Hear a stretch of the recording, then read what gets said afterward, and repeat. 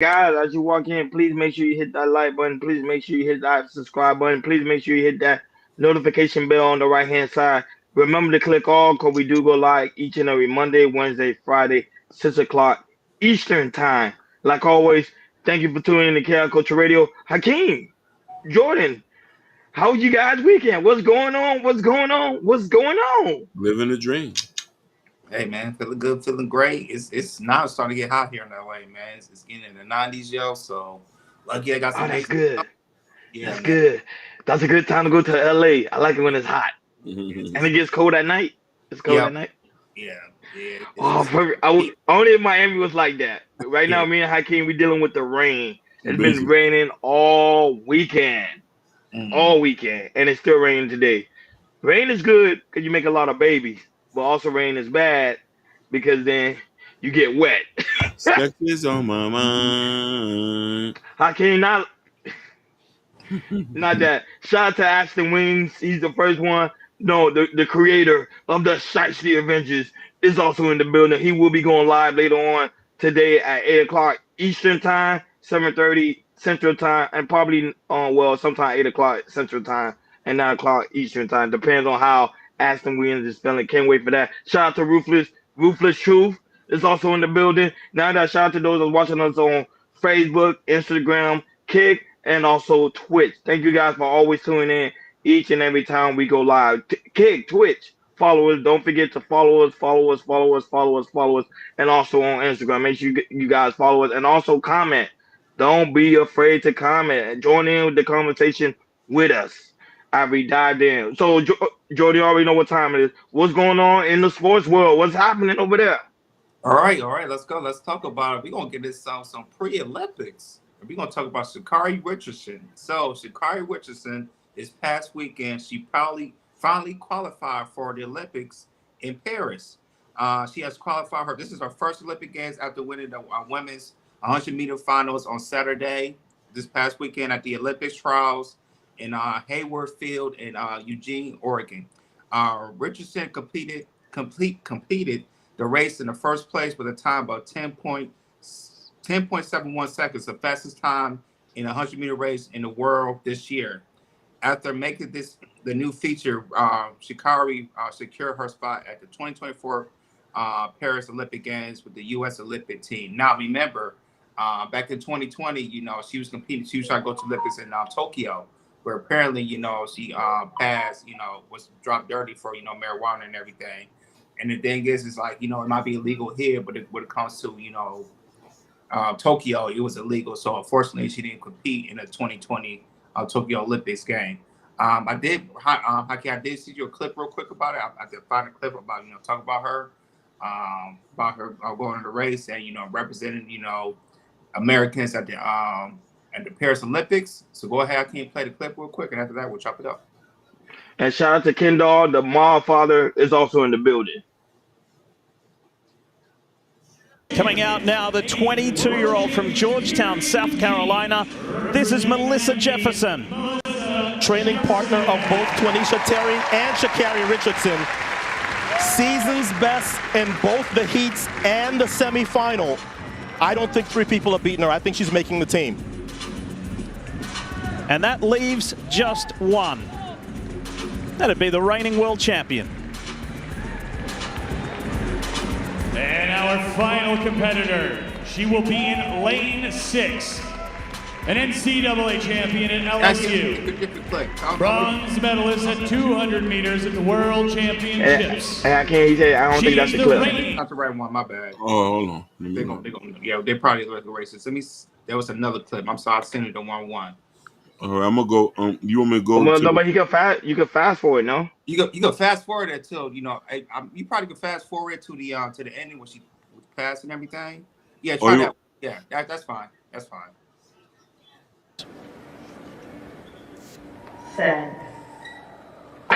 Let's see who's going to Paris. It wasn't the best start from Sha'Carri Richardson. Tamari Davis got out better. Now Sha'Carri starts to wind up, but she goes past Jefferson. Sha'Carri Richardson. 10:70.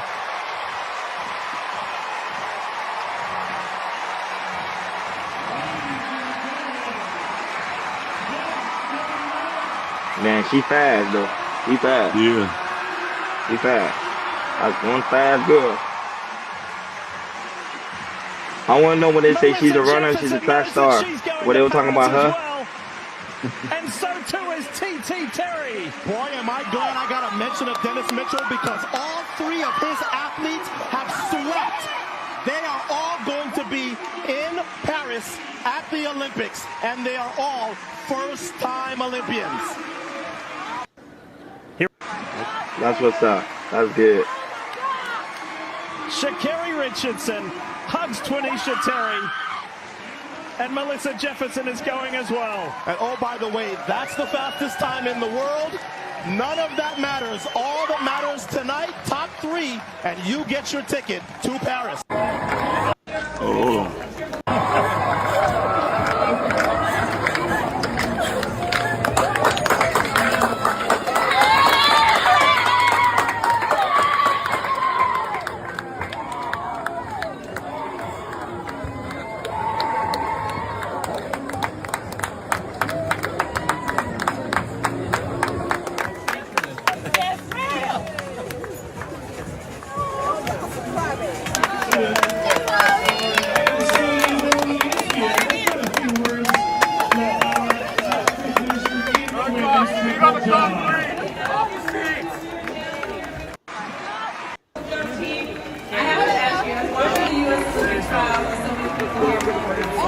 This has been like my dream all year, and so finally.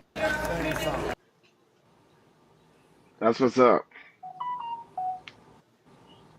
Yeah, man. So shout out to Sha'Carri Richardson, and I want to say the Olympics Summer Games starts on Friday, July 26th. So it's right around the corner. It's next month. So go ahead, Ronnie, man. What's your take on Sha'Carri Richardson, man? She's, I feel like she's doing what she's need to do. No, at the end of the day, to me, she's always been I always consider her to be one of the fastest runner to run, especially for the Olympics when it comes to the woman. The problem is that she gotta stay from getting into trouble. That is her problem. Stay from getting into trouble. So I hope this time around she will literally not get into no form of trouble when it deal with contraband or any form of altercation with anybody during the Olympic game. I want her to go over there, win her goal, be the first to win your goal, celebrate with your family, have a good time, and enjoy the moment, but stay away from that. From you know how Hakeem always say, I'm gonna just say it for this one time, from that NS. Stay away from that. Focus on the prize, focus on the win. She can do it. As you can see, them girls are extremely fast. I think this year they will be able to beat the Jamaicans. Cause it's hard to beat the Jamaican runners, boy. Them girls can run. That's So I a think fact. this time around, I think the U.S. is gonna beat the Jamaican, but she's just gotta stay out of trouble. I'm just begging, stay out of trouble. But go ahead, Hakeem. Yeah, no, you're 100% right. Stay out of trouble. I think she's not the best media person. You know what I mean? I have noticed after her taking so much L's, she has gotten a little more mature now. She seems a lot more humble, because before she was like, it was like all that. So I got to give her a little bit credit, and you know what I'm saying. She has something that she's grinding for, man. You know what I mean. It's all a touching thing when you see her bring bring that flower to her that's her grandmother, right? Yeah. Yeah, So when I seen that, I said it touched me, because a lot of people got something to work for. So I think she is working for this thing, and it's gonna, if she stay focused on that, she'll be all right. For me, her interviews. If you guys look at her interviews, you can see she's very, very, very feminine. So that tells me she got some she did some work on doing her interview skills and everything, because she is very, very feminine. From the last year and a half I've been seeing everything. I see she's been ultra focused and everything. She's like like direct, narrow of what she's want to do, or want to compete into the Paris Olympics. I know, the last Olympics, it kind of hurt her, that's what she was dealing. She was dealing with a lot, her mother died, all sorts of things was going on. Now, she cleared her mind, I think she's with God and everything, pray and everything. And then now, you see that she's focused on, now she's, passed, beat she broke a record, being the fastest out of the 100-meter race out of 10.71 seconds and everything. Now it's time for her to go to the Olympic Games and be that national treasure that we think she should be for the United States of America. We already know Simone Biles in gymnastics. She did what she did. Now, Sha'Carri Richardson, now it's your turn. Be that national treasure and bring that home back to the United States. That's my take on that. No, but shout out to Chaz. Chaz is also in the building. Great to see you, my brother. He said her trainer had an interview and said she's finally listening and practice, and she's a different animal now. I agree with you. I think she's in a whole different level. I just want them to beat the Jamaicans, but I know it's gonna be very hard to beat the Jamaicans because the Jamaicans, boy, the women and the men, them boys can run. Shout out to the mother, Natasha Vincent, who's also in the building. Great to see you, sweetheart. Keisha Hakeem is also in the building. Keisha Net. I'm about to say Look, you can't even pronounce her name. You're about to butcher her name. You can't even pronounce her name. She make you nervous. And shout out to Victor, who's also in the building. Vic, Coming shout over out here to showing Vic. love. Mississippi stand up in the building. Mississippi finest. Mississippi. But shout out to you guys for being in the building. Thank you guys for always tuning in, guys. Make sure you hit the like button. Even if you dislike, conversate with us, have a good time. Let's get it popping. Jordan, so what's going on in the money world? I'm about the money team. So what's going on in the money world? Let's jump into that. Let's jump into the topic. So this topic is, useful, and I feel like, this could hear from all the way from old age to young age, and we're gonna talk about the importance of having life insurance. Woo. So life insurance is a very good. Life insurance is a really critical financial tool, often overshadowed by discomfort with discussion about death and everything. There might be some times when your parents get older. Sometimes there are some parents, are cool about, don't have to fear when death comes and everything. Or there are some parents or grandparents, they don't really want to talk about because, because everybody's, going to pass away and everything, And, and I feel like, the older you get and everything, some people, they fear of it and everything. They don't want to talk about it because it's going to happen soon. And a lot of, parents and grandparents, sometimes they don't, just apply for a life insurance, so they can help out, their children, their grandchildren and everything. So I think this is a very important topic to talk about. So we do have the clip from Yahoo Finance, and they really break it down, the importance of having life insurance. So go ahead, Hakeem, play the clip. And after that, we're going to chop it up again like we always do.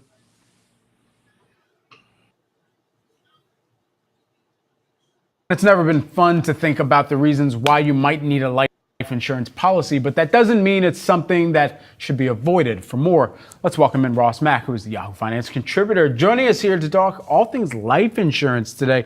Where do people need to start when they're going through the mental process of this? Yeah, it's obviously a huge burden to think about, we're going to pass away, right? The one thing that's actually definite in this lifetime is that we're all going to pass away at some time. And the worst thing we could do is leave our dependents, to leave our loved ones both grieving as well as financially burdened. And for that very reason, we need life insurance. And you got to understand what it is. It is supposed to actually replace your income. And so you got to understand, when it's all said and done, it costs about $8,000 just to pass away, right? Like it costs. Your final cost, in order for your body to go to the coroner, to have a funeral, et cetera, it's roughly like the median cost is roughly $8,000. And so when you're thinking about life insurance, it's a few things you want to say. Okay, one, I want to leave my dependents with some money that is going to replace my income. And so, why do I need to do that? Well, one, that might actually help them pay off the remaining balance on my mortgage. That's also going to hopefully give them some type of financial footing that doesn't allow them to, like I say, continue to be grieving, but also be financially burdened and having other stresses in their life. Certainly. And so as we're taking a look at some of these reasons here on the screen, if we can just toss that back up real quick, because you were just running through some of these, it also hits on the wealth transfer and estate planning. Let's just touch on that once again here real quick. Yeah, so when it's all said and done, right, when it comes to estate planning, one component of it is to have life insurance, right? And you have to understand, if you were to die without a will, unfortunately, your money's all of your assets are going to go to probate. And from there, that could potentially be costly. So when we're talking estate planning, life insurance is a big component, and that now allows, your wealth to actually transfer based on all of your wishes, right? Say you got 3 kids, you get, a niece, a mom, you have the ability to divvy that up based on what you actually want. And then when it comes to saying exactly how much you need, I always find that to be a big one, right? Because the average person feels as though, oh, I work, I have life insurance at my job. Right, through your employer. That should be enough, right? That should be sufficient. Well, the reality is that's actually not enough, right? The average job, it's called group life insurance. You're going to get roughly 1 to 2 times your salary. So if you think about that, right? If you were to pass away and you get a lump sum, say you make $100,000, well, guess what? Your family is only used to having that $100,000 for 1 year. The idea is that you want to have roughly 10 to 12 times your annual salary. So when you're thinking about exactly how much life insurance you need, understand that what you get from your employer is not enough. You need to say, okay, if I make $100,000, I need to have a life insurance policy at a minimum of $1 million up to maybe $1.2 million. And the idea there is this, right? You get that death benefit. Now your family has the ability to take that and invest that. Now, if you're investing, call it $1 million, you maybe call it a safe 7%, Sure. Tax-free or after taxes or something. Now your family's able to actually replace your income. And then you could actually reconfigure that thinking, okay, say I have 2, 3 kids and they're young of age or not of age. Well, maybe another expense to think about is sending them to college. So you might actually want to have more. But if there's one thing a person's looking at this right now, understand that what you get at your job is not enough. And so one of the things you want to think about is, okay, what other, life insurance could I get to actually supplement that? That's a great reminder, and a reminder that I need to go complete my physical for my life insurance policy here. So I appreciate that. Thanks so much. That is a good one. That is a Oh, Hakeem. Guess who's in the building? Shout out to Mimi's in the building. She was going. She was. Don't Hakeem. You better not start crying. You start crying, I'm leaving. Listen. Pretty brown, driving me round. Hey, no, Jordan. I didn't know it was actually a song. I thought Pretty Hakeem made it brown. all, but it's Yeah, actually a song. I was like, Hakeem, where you got that from? And Yeah. I started seeing it girls off timeline and stuff. Yeah. Come on and do the rodeo. Yo. Or you do the R. Kelly, or R. Kelly too. One of those two. Yeah, me neither. But happy Monday. Great to see you, Mimi. Great to see you. But Jordan, back to the life insurance. Cause this one is actually a good one. I'm not gonna lie. This is good. We gotta hammer this in. And this is a talk about it. This is important because this right here can help with financial stress when you come to something you need to pay bills of. And but go ahead, Hakeem, man. What's your take on it? So I've had positive and negative experience of this. I've had a lot of people die around me. When I tell you the worst thing to do is not have no money to get buried. I had a homeboy named Lalo. Me and him was together one night. We jugged beers. The next night he died on me. Really? The next night he died on me. Here's the thing. Then they put the GoFundMe up. The body sat there for about 2 weeks in the morgue. So us in the projects is hustling up, trying to get the money up. Now, mind you, he worked, he had a job, and he had a kid. No money saved, no nothing. The next day I went and got life insurance. Good. So it's important to do that because them cries is heavy. You know what I mean? God bless the dead. My aunt died. She had life insurance. Hey man, that's good. You know what I mean? But not only she had life insurance, she had property. She had property back home. So what you do in the living is going to reflect in death. Remember what I tell you. What you do in the living is going to reflect in death. Now, mind you, a lot of people think this is expensive. No, you need to get life insurance when you're still young and healthy because you never know when you're going to get sick. You never know when you're going to, or you never know when you're going to get disabled. That might lead to that. That's another thing. Get disabled insurance, AFLAC. You know what I mean? You might get hurt on the job. How you going to replace your income? You know what I mean? So I've been having life insurance outside of that. And when I started, it was only $25. Now that It's been 10 years since I've been paying it. It's only went up 10%, so I only pay $35 a month now for $100,000. Man, So, Hakeem, you speaking facts, bro. and the last thing I'm gonna pass this out. There's 2 points of passing wealth here in America. One is life insurance, and the other one is houses. When everybody start talking about generational wealth, life insurance and houses. When you die, when you have life insurance and property, that's generational wealth that's passed on, passed on. You know what I mean? I feel like I'm in church, bro. You Yeah. just been, bro. Oh, You been doing your homework, big oh, dog. listen, I've sold life insurance. I used to work for Prime America. So this ain't, I could do a whole spew on whole life, term insurance, annuities, what's better. So this is something like, we be with the shits over here. But we talking about seriousness now. We talking about Boy, serious. I'm proud of you. No, Yeah. I'm actually proud of you. Shout out to Gaia, hey Gaia, great to see you. She's also in the building, Hey, and also the Diary of an I Angry ain't- Mixed Man is in the building. That's my brother. That's my brother. That's my half brother. That's my I half. just like the fact I like the fact it's a diary. Yeah, that over of there. Listen, Angry he Mixed Man. came out lighter. I came out darker. That's how genetics work. We both mix. One is dark, the other one light. Let's go. No, but everything Hakeem stated is 100% fact. And this is the one thing that always plagued the black community. Community. We do not prepare ourselves for death.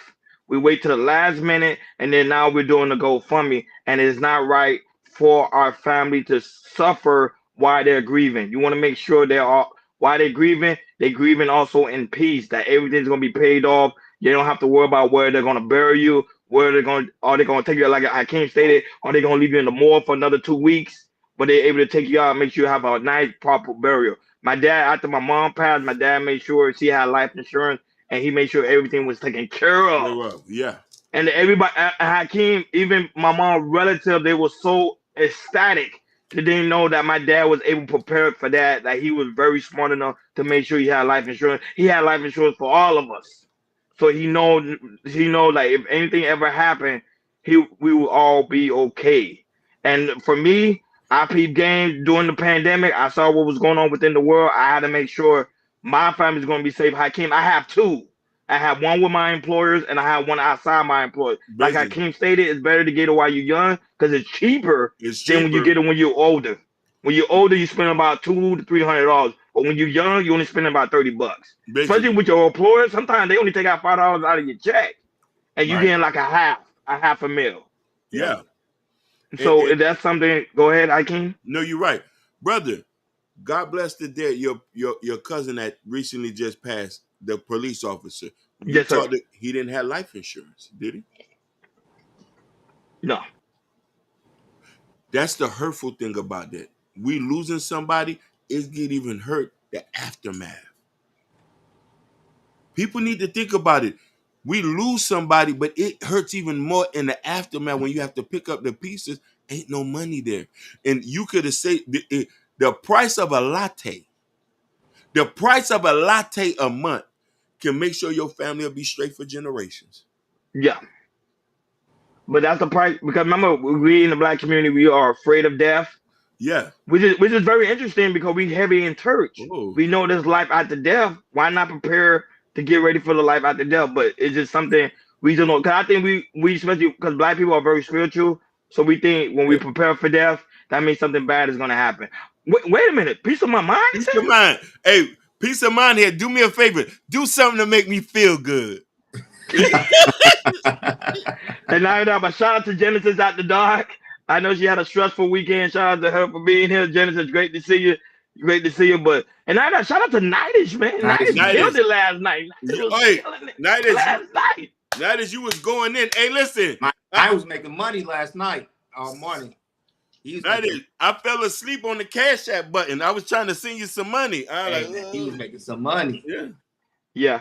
But yeah, my prayers go out for Genesis. She had a rough weekend. So Genesis, I know it's sometimes good to just detox and then come right back at it. But yo, for the black community, guys, make sure y'all prepare yourself For life insurance. Well, for life after death, you have Life to. So after you death. make sure your family is doing okay after you're gone into your next life. For those that believe there's a next life, but for those that don't, still make sure you prepare yourself. You do not want your family to suffer. That's the to me that's the baddest thing to do, to let your family suffer in a time of grief. That is the worst thing. But like Well, Akeem stated, property, life insurance. Let's insurance. get the generational wealth going. Well, Go ahead, Jordan. Yeah, man, I agree with you 1,000%. You know, I have life insurance. I have, you know, my wife is in it and my daughter's in it for sure and everything. And the thing is, it's like, you know, it's so important to have life insurance because, like I said, tomorrow's not promised for any of us. You know, it's not just when you get old. It's just about just you having an endure because you don't know what's going to happen the next day. We are not promised. It's very, very important to have life insurance. You know, usually, you know, if you work for an employer, they usually have life insurance, and like I say, and you can, you know, you can pay a dollar, $50, $2. You know, depends on how many extra money you want and everything. For me, I want the premium, so you know, if my family's good, they're gonna get at least 300K and everything. My wife and my daughter and everything is very, very important. Also, I want to say this too. Also, there's an insurance called burial insurance too, and usually we want burial insurance. You know, it's usually if you're a very, very critical illness, if you have like a heart attack, if you don't, and you know your days is past, or you have some type of cancer and everything, burial insurance is also one is good as well. You know, I think you can pay between 25. It depends on what policy you get between $25 to $75 a month and everything, and you get like between 10 to 30K out once you pass away and everything to cover you know, and that just to cover you know all the funeral everything that belongs to the funeral and everything. So if you have that, then you have your life insurance, you know, for your kids and you know family. You could be take care of that and everything. So I just want to point that out. You know, there's life insurance and also there's burial insurance. And burial insurance is like I said, if you got a critical illness and you know you're about to pass, and then you pay you know a certain amount a month and everything, and that just covers the funeral arrangements and everything. So I want to put that out there too because a lot of people don't know about burial insurance as well. But yeah, life insurance, you know, is very, very important to pass, you know, to me, it's passing on to generation to generation. So, you know, so your family, your like I said, your children's, you know, they won't be struggling, you know, when it comes to, you know, bills, house, anything, you know, you'll have the money to do what you need to do and plus more, you know, to build financial freedom for yourself. So yeah, like this topic that we're doing about life insurance was very, very important. Man, very well said. I don't know, Hakeem or Jordan. Do you have any final say before we move on from this topic here of life um, insurance? um, it's not too hard to go get you some life insurance. They're Mhm. everywhere. You could, if you have a financial advisor, if you have a brokerage account, somebody can recommend that to you and Mhm. stuff like that. So that's basically.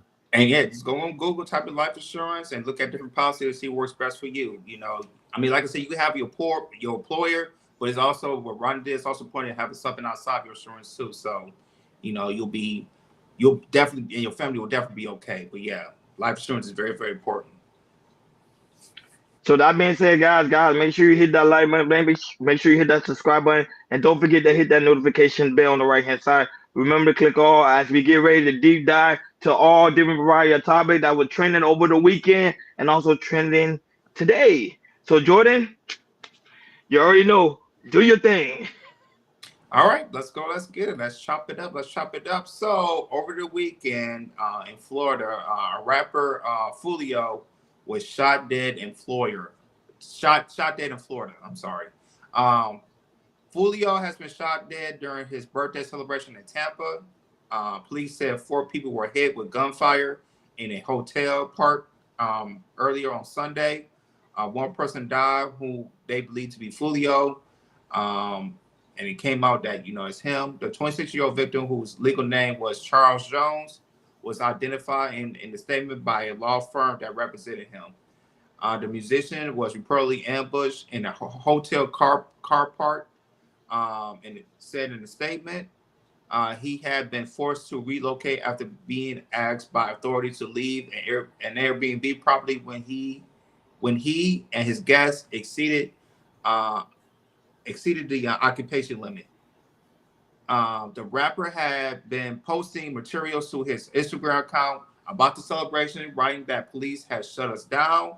The two cars were hit in the shooting that took place at 4:40 a.m.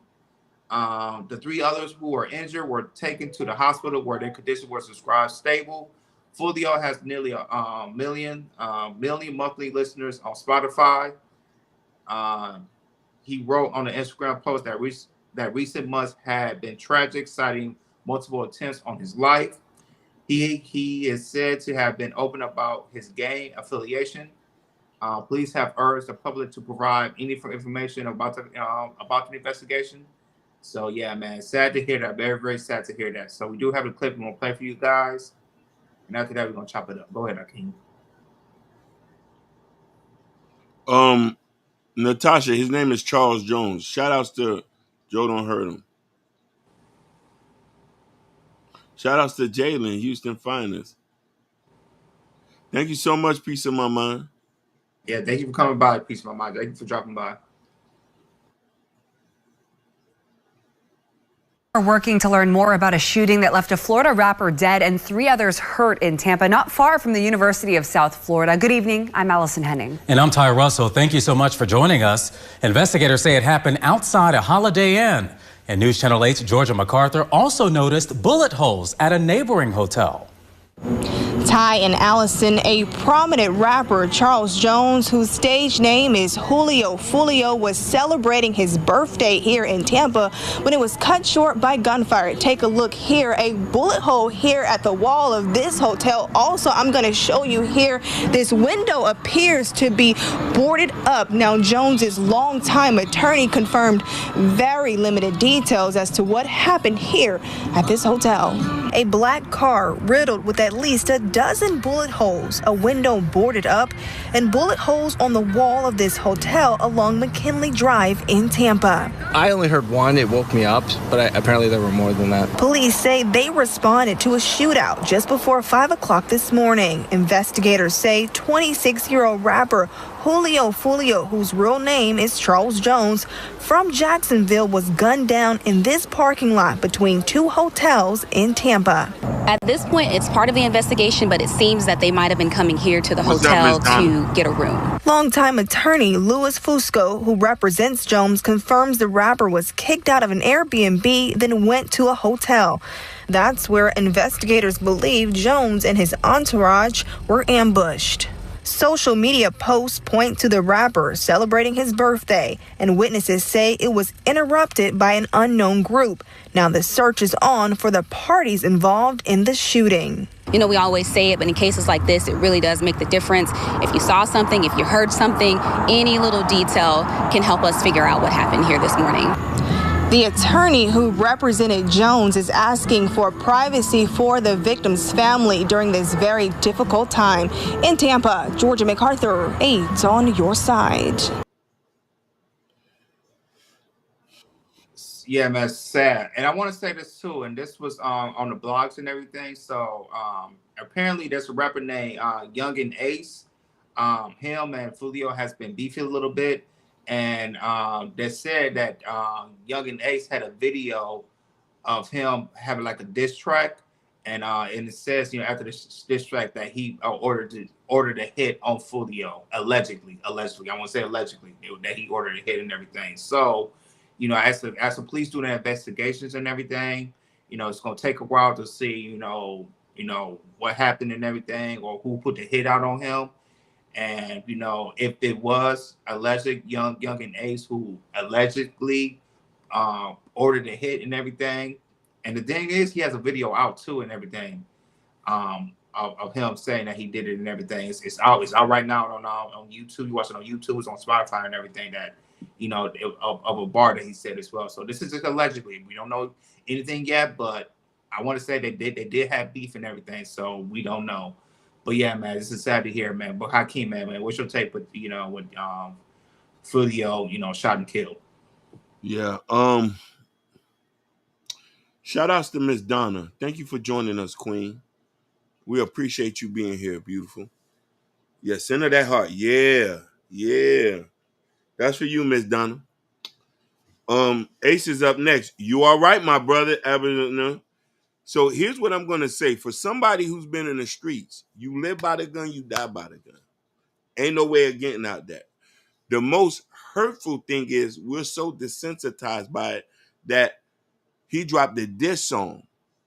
And in the song, he said he didn't care if he was with his mama, still shoot. I didn't care if he was in his kids, still shoot.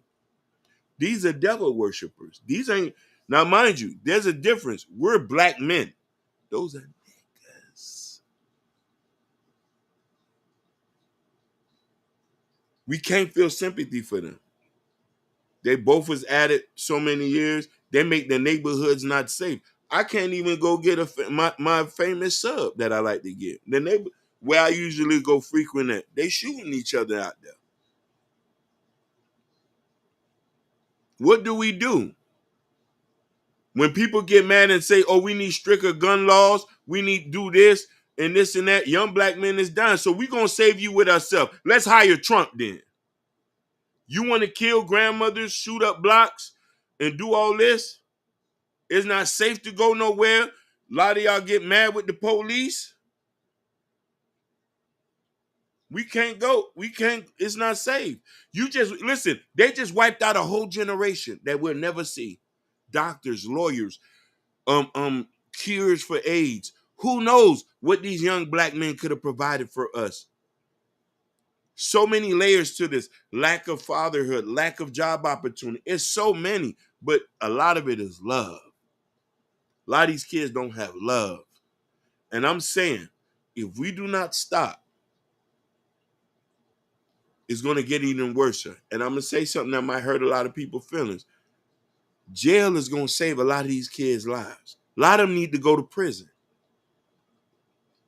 A lot of them need to be institutional property. They're so far along to be saved. I dealt with at-risk youth. I volunteered to it. I see they come from broken homes. It hurts me. These kids can be my sons. Some of them cannot be saved. As much love and caring and hugs, and then they still go off and go do their thing. They'll fall when the wayside. He say, you know what I mean? So all I can say is this: we the ones who want to be saved, we'll save them. The other ones who don't want to be saved, they're gonna mess up for the ones who want to live. We need to put y'all in prison. With the one that's not being saved, you see they're getting deleted now. When it comes to Julio Foolio, I'm being honest, I don't really listen to his music. I really don't. It's mostly the younger generation. However, I think before his passing, he was on Instagram Live, I believe so, and he actually had a live party where he had a couple of girls there, a couple of his homies. Hakeem Jordan, he didn't expect to die. He thought he was going to be able to live to be 50 or 60 or 70 years old. Yeah. But whatever you speak out there in your music, it's going to manifest itself. If you talking about gang banging, shooting left and right, I ain't scared to die, nobody ain't going to touch me. And then look, you was touched at a Holiday Inn. And that's like a quick stop. Yeah. And you got money? What the hell Yeah. you doing at the I was Holiday Inn saying with no that security? too. I was saying the same thing too. You ain't at the Holiday Inn with no security? Like, what? I would say some of these rappers really be broke because they be acting like here they got the jewelry, they got they got the guns, they got the money, they always show it on camera, and people believe them. I'm like, but you at the Holiday Inn. That's like what, $40 a night? Nothing wrong with the Holiday Inn. I used to stay in the Holiday Inn too when when I ain't had that much money. But I'm just saying, like, you want to elevate yourself. You don't want to stay in the slums all the time. But these rappers, they always portray something. This how they want to live their life. Well, the women love it. I ain't gonna say all the women. I make it clear the women love it. The ratchet love that type of stuff, and that's the problem. They say she need a thug in her life. The busters ain't loving her right. Well, no, but I don't know. Y'all remember? Y'all remember the Chingy song, "The Holiday Inn" with Snoop Dogg and Ludacris. That was how a lot of things go down at the Holiday Inn. What do you do? They even made a song about it. A lot of things go down because there is no security. In high school, yeah, buddy. I don't want to speak so much of it, but so Foolio, I do. I'm not going to speak too much of it because he just passed. And like they say, you want to give his people, their condolences, and you want to give them time while they're grieving. However, we as Black people need to We need to make better decisions. And now that we Definitely. got to change the music that we are putting out here in the atmosphere. Definitely. Everything we speak is going to manifest itself. Remember that. Go ahead, Jordan. Yeah, man. This to see, another young rapper, just getting taken out like that, it's just it's very sad to hear, When it comes to this game life, man, where you at? Miami, Detroit, here in LA, when you in this life, when you in that life, it's serious, man. And when you speak on game life, when you beef with somebody and they beef with you back, and it comes to this game stuff, don't matter where you at, if they see you, and you talk about they hood or something like that, and they see you, they will come for you, man. They don't care. They do not care. And some of these young people needs to learn this stuff that they don't care. And Hakeem, man, I agree with you about sending these to these children to jail, because I remember remember the show called Scared Straight, all the bad hoodlum kids, and not just black kids, there's white kids in there too. Yeah. Take them to jail for like for like a week or so, and the prison guards, they be shaking, be on the bar shaking and everything. They come in and they say, you look, they, like I said, if you want to, you try to get them straight and everything. When they go in there in the prison, they don't act tough. They be quiet and everything. And then when the gangster really talk to them and everything, they be like, they be just scared straight and everything. And then they'll sometimes put them in a jail cell and then have the door open, and then have all the prison guards rough them up and everything. What you think you going? What you think you gonna sit down? What you gonna do, man? Let them sit up and everything. That's facts. I remember those shows. And even the gays, the gay people that come in there, they'll tell us like, man, you ain't that pretty. You look pretty, Once you come in there, they're gonna get you. Yeah. And they're gonna say, and then we're like, man, you're not so pretty and everything. You like I say, I'm gonna make you mine. They'll let you know in there. So and it do work. Hey, They had like what 3 or 4 seasons, yo. They did. It works. It worked. But shout out to True Never Favorite is also in the building, and the lovely Bobby Bryan. When Bobby said, I know the lovely Sherry Bryan said as well. Shout out to you guys for tuning in. Driving me wild. Yeah, man. But all back to Foolio, man. It's just sad to hear, man. Like I said, it's like every year, we lose a young rapper, he gets shot and killed and everything, and it shouldn't be like that and everything. I really feel like the OGs needs to really step up, talk to these people, because I know here in LA, it's like I said, when it comes to certain hoods and everything, it's all respect for each other. You saw that last week with with the Kendrick Lamar concert they had, on Juneteenth. He brought all the people from LA together. Yeah. No matter Inglewood, Compton, Lamar Park, Hoovers, Boers, Long Beach. It don't matter, man. OGs need to come together and talk to these young kids, because they do a lot here in LA now. They really, really do. And and to me, it needs to be spread around to other cities as well, because I feel like with the OGs who was gangsters who've been to prisons, in and out of jail, in and out of prison and everything, and and they get older, they really change their life around and everything. I just feel like we need those gangsters. The OGs really talk to these kids about it's not worth it, man, because you got a short. Like I said, when it comes to being a gangster, it's a short life.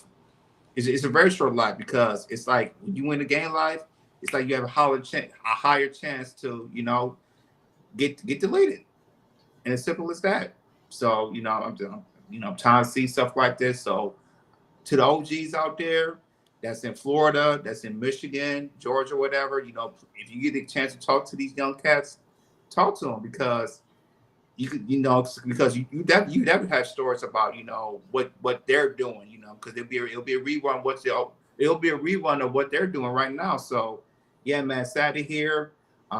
Yeah, man, just the OGs really step up to them, man, and talk to this youth, because we do need some healing. We don't need to be seeing young rappers shoot each other and everything. It's not a good look. No, that's facts. And not only that, but Chad said in the chat how these young rappers are now dancing on people's graves. And I'm saying that we're living in a society where that they're not even respecting the dead. It is demonic. It is satanic. Shout out to Hink in the Basement, man. Yeah, shout out to Hink in the Basement. Y'all make sure y'all go subscribe to Hink in the Basement. Hink, football season is coming. Trust me, I will be doing my return at Yeah. Hink in the basement. Trust me, I will be doing my return. But yeah, so that's what I'm saying. We live in a society where young kid is not respecting the dead. They going on to the graveyard dancing, and then they Listen, rapping about it. and they I peeing on put the this man grave. in the grave. Yeah. Yeah. Yeah. Go ahead, Hakeem. You was gonna read a Man, comment. Go ahead. the demons gonna take him, yo. The Grand Rip, they keep doing that. The Grand Rip, they gonna take him, Yeah. yo. And listen here, that's what happened to Foolio and all his homeboys who did that video. Let me see you. They was dancing on the grave, making fun. All of them that was in that video is dead now. He said these kids these days have no respect for life, and when they could mature and be a part of a bigger things later. Yeah, the OGs is gonna live longer than the young ones. Yeah, Hank, we put your link in the chat so people can subscribe to you because we know football is coming. I can sense it. It's around the corner. I just can smell it. You get what I'm saying? Shout out to the Panthers. I know they're gonna win tonight. Panthers winning tonight. I don't care what nobody say. Hockey. I agree. Panthers winning. They got this. Panthers winning. If Panthers don't win, boy, oh boy. Miami is crazy about Julio Foolio. They're gonna be crazy about the Panthers. So, you know, Sugar, why you always do that? Why you come in the chat and say, "What's this?" Like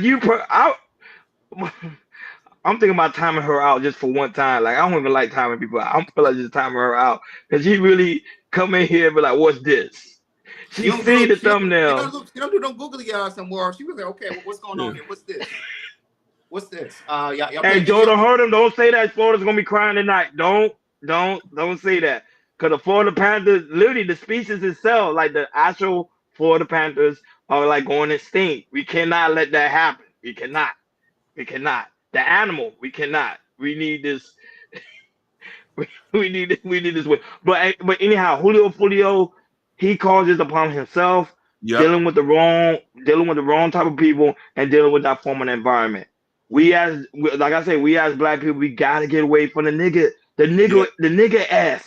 We gotta get away from it. It's toxic. It's dangerous. It's putting us to back. Remember, our youth is not able to see 30 anymore. They're dying at 21. Yeah.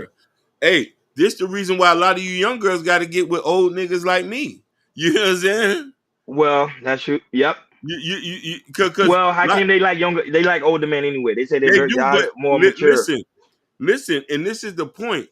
They're getting killed, leaving these kids behind and the baby mothers behind. It's a bunch of fatherless homes all over again because, you know what I mean, you was a gangbanger. And not only that, without no life insurance too. But go ahead. Oh, Lord Jesus. And the thing is, too, it's like I mentioned about the OGs stepping in and everything, but some of these kids don't listen to OGs either. No, they don't. They don't. But the OGs are smart. We still maneuvering around y'all. While y'all out there killing, we watching. I say, Letitia might need some help after Jackson just died. I'll go bring some money up there for her. See, I ain't gonna lie, Hakeem. If these parents were smart, they'll put life insurance on their kids. Like really, they'll put life insurance on the kid, and they know they're game bangers. Let me hurry up and put life insurance on it because he may not live to be 30. I might live off his wealth. Yeah, that's a smart thing to do, especially these young rappers and everything. How they unfortunately get deleted. That's the first thing to me. That's the first thing you should do. Put life insurance up. Killer Swag taking shots at us. No, I can't annoy Killer Swag. He calling me a Sam. He said you want to be in Boston. Hey, listen, Beantown for life. Beantown for life. Listen, I gotta be politically correct. I'm from Cambridge, not Boston. Cambridge, Massachusetts. Washington. So, sorry, Jordan, you were saying something. Jordan was saying something. I didn't mean to cut you off. It was just Killer Swag. No, I'm just talking about they not listening to OGs. That's all. That was no, they not listening to OGs. But I'm telling you, if the parents in the hood were smart, they will put $50 down on their kids and say, okay, I know this person here ain't gonna live long. Let me put life insurance on them, so I know I don't have to deal with the headache later. Because these GoFundMe is everywhere when it comes to the black community, and these hoodlums don't pretty much not appreciate their life. Go ahead, Hakeem. Well, this Donna said just gave me a heartburn. She said no life insurance, just a fish fry. Oh Lord, that's all it is. It's just listen. They feeding us the food that's gonna kill us later on. You know what I'm saying? The fish fry, the collard greens, the macaroni and cheese, Shout out to 96 Baby. Yes, You know, that's on Jordan's side. Shout out to you. Appreciate 90, you for coming. but it's sad, and I'm gonna say this to all the young black men: we love y'all, and we just need to find a way to stop it because they're wiping out a whole generation, and the younger kids coming up under them are looking at this and thinking this is life when it's not. So can we say rappers are the new leaders then, Hakeem and Jordan? They've been the new leaders. You right? Yep. They listen. They can't listen. They don't know. They don't know. Cornell West. They don't know a lot of these people who are conservatives. Some of these people don't even know they state representatives. They know Lil Baby. Or They their know. mayors. Or the Or mayors they mayor. sometimes. They know Yeah. Cardi B. You know what I mean? It's so funny, but Logic made a good point one time. He said, "You don't even know who your local five is. Who's your elderman?" I was like, Yeah, I ain't gonna "Whoa." lie, he got me on that too. He had me on that too. He I said, had to "Who go is to your?" Google real quick. I went to Google real quick. Shout out to Chaotic Clubhouse also in the Shout out building. to Chaotic Club, good content creator. Y'all need to go subscribe to him. But but when I thought about that, and it also too, but a lot of the young kids don't know who that is. But here's the thing: how's somebody going to know who they state representative when they don't even know their daddy? When their mama not home, she at work every day to make this. So you know what happened? The streets become his daddy, and the prison system become his mama, or the coffin. No, but Sugar Bump, black women could benefit from this as well. Put life insurance on your kids. You got to. If If you you know know your he's a hoodlum, you know he don't listen. You might, maybe he might not live to be too long. He might not live young. Maybe just put life insurance on him just in case. you know what I mean? Or we need to go back or we need to do a reset and go back to families, start telling these brothers, start marrying these women, start being back into these kids' lives, and you know what I mean? And we'll create the community and start locking up other gang members. Or we talked about this last week or the week before. The military draft. Draft these boys go to the military. Automatic subscription. Automatic military subscription. You want to bust pistols? We sending your ass to Afghanistan. But then we need to talk to Thanos and Logic. We need to talk to Thanos, Logic, yeah, MJ. We need to talk to all them people that's in the military. What's his name? Mr. Fantastic that used to be in the military. Say, hey, y'all need to make up a program for these kids to be in the military. Yeah, be in the military and listen. Arranged marriages. You get somebody pregnant, you that's it. You can't have sex no more. That's your wife right now. Arranged marriages. Military subscription, guaranteed prison time if you let that gun go. This will solve this overnight. Guy say, "Where's Logic?" Logic don't be listening. He's probably listening, but Logic don't be listen. But listen, Gaia, you go tell Logic that when he be cussing us out, we do listen and we go back on the show and put respect on his name. ATL shouted, Gwinnett. well, after that, moving forward, Jordan, go ahead. Yes, Jalen, arranged marriages. If you hitting raw, you get pregnant, that's your husband now. Well, I always but I told me and my sister had a conversation about that. I told him like, if someone give you pregnant, that's literally your husband because he's with you over 21 years. That's your husband. That's it. So you have two wives. So if I get 5 women pregnant, those are my wives. And they all got to live in the same house. And because I gotta take care of them. I gotta take care of them. Even if they put me on child support, it'd be like $20 a month. $20. When I heard how much they paying for child support, I was like, what? No, that is true. That is. Yeah. When I heard they were paying like $20, $30, I say, you can't pay $20, $30 a month on child support. Yeah. I was like, forget it. Go ahead, Jordan. On to the next one. We'll do a topic on that another day. On to the next topic. Okay, we're gonna go all the way to Atlanta, Georgia. So a judge who's apparently drunk got arrested for allegedly pushing and punching Atlanta cops outside a nightclub. So her name is Judge Christina Peterson, age 38, was cuffed and placed in the back of a cop car earlier Thursday for battery against a police officer. Cops said she interfered with police trying to de-escalate a situation in which a security guard working at a Red Martini restaurant Law's attempt to escort another woman outside. Oh yeah, that's pretty much it. From the article. This is from the New York Post. But needless to say, we do have footage of her being drunk and being disorderly conduct and pushing officers. So go ahead, King, play the clip. After that, we'll chop it up. No, Miss Dyer, you can look it up, research it. How much they pay for child support? No, he just punched me. Everything for no reason. Why are you serious? Let him fucking go. Let him fucking go. Let him fucking go. Let him fucking go.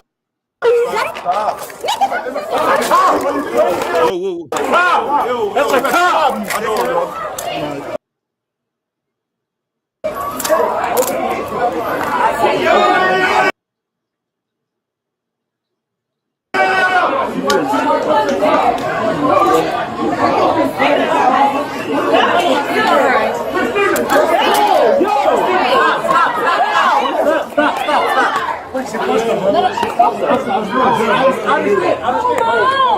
And that's on me. Shit. No, I didn't. I don't punch niggas. Whoa. Wow, that's a judge. Take me where you want to take me. I can't take No, you. I don't take have any me. identification on And me. I don't care. You don't need the identification. You have locked people up, and you have picked up dead bodies when you don't know who bodies it was, but you picked them up. Take me where you need to take me. I'm trying to. No, take me where you need to take me immediately, expeditiously. You're preventing Take that. me. I could give a damn. Take me where you want to So take me. how do you want me to take you somewhere expeditiously? Now. Take me where you want to take me. No! I love this. This is a good And the learner. thing is, it's like a judge acting like this. This What? is a Yeah, she gonna get off though. She's part of their society. She gonna get off. gender equality. I Go love ahead, it. Ronnie, man. What's your take on this, man? Pretty much like I stated, she gonna get off because this is pretty much her. She's a judge. Even though what she gonna do, she's gonna do a public apology and be like, I was out of my character. It will never happen again. It's gonna be all cleaned up because they have a code they have to, because they can't be out here looking this way and they can't be out there presenting that. So they're gonna make sure to clean that up immediately. Because remember, you're a judge. Judge is one of the highest rank when it comes to society, especially in the United States. So they don't play with stuff like that. Go ahead, Akeem. Yeah, Becky with the good hair. Hello, I randomly came across your stream. I like how y'all was talking about life insurance. Thank you so much. Becky, we do talk about financial products here, life insurance, crypto, and this. We encompass this. So thank you for coming in and joining us. If you subscribe to us, we'll have a lot more financial content on there. No, but shout out to Stan as well for also being in the building. Yeah, so but Sugar Bond, this one I actually agree with you. It was very unprofessional. However, I think because she understands her ranking, because she is a judge, that's why she was acting the way she was acting, even though she was drunk and intoxicated. So I think that's gonna be her defense because she was like, "Hey, I was drunk," and that's gonna pretty much be the defense, and they're gonna clear that up right away. Like, "Hey, I was drunk. It was just a girl's night out. I'm out of town. I had a rough week at work. Probably prosecuting people, doing paperwork. So I just wanted to have a good time, and I was just wrong, and I was pretty much the way I conducted myself was very wrong because the same situation happened to another judge recently, but it wasn't in Atlanta. It was like a white judge. She literally got off. You know what I'm saying? Like they get off. She was on suspended, I think, for like 1 or 2 weeks, and now she's back judging again. So that was it. Hakeem and Jordan, they're gonna clean this up immediately. Trust me on that. Go ahead. So I want to use a word that Stormy Daniels used. Low vibration, people. If you are a decorated judge, you at a club popping bottles, and you say you don't punch niggas. When she spoke, I say, "This ain't no judge. This is a nigga." So, somebody in the comments say, when you lower down your standards, this is what you is, and this is what's going on in Atlanta, Houston, Washington D.C., where a lot of our educated women are lowering their standards to be around ruffians. Why are you at the club? Why are you at the club? Shouldn't you be playing golf? or tea and crumpets, or doing a dinner date with your homegirl, or brunch, or at the aunties. This shit does not make sense. This is why, as black people, we need to separate ourselves. Leave the niggas where the niggas at. Middle class with the middle class, higher class with the higher class. Cause shit, sure enough, when I get up there, I send money back down, but I ain't gonna come around. Cause I already know I've been in the trenches my whole life. I ain't even want to be around them niggas then. Cause you gotta elevate yourself and have some bit of decorum. Our image what hurts us a lot in today's society. The way we present ourselves, black men, black women, in these little interactions, in these little situations, make people have their opinions about us, where they're trying to judge us and say that, okay, we are animals when we're not. We are savages when we're not. We don't have no control of ourselves when we do. We're dumb when we're smart. So just look at this. The way you present yourself out here is important. Oh, hold on, Jordan. Before you go, Sugar Mom asked a question for you, Hakeem. You said you are not allowed to go out because you're a judge. No, but let's get something straight. Your position, there's an expectation of who you are as a person, your position, and how you're supposed to handle yourself. If I'm a street nigga, you supposed to expect me going to the club. You a judge. What are you doing at the club and you're pissy drunk? Nobody expect to have a judge at a club. I know a lot of people might not think, do you see any white judges in there? Any Hispanic judges in there?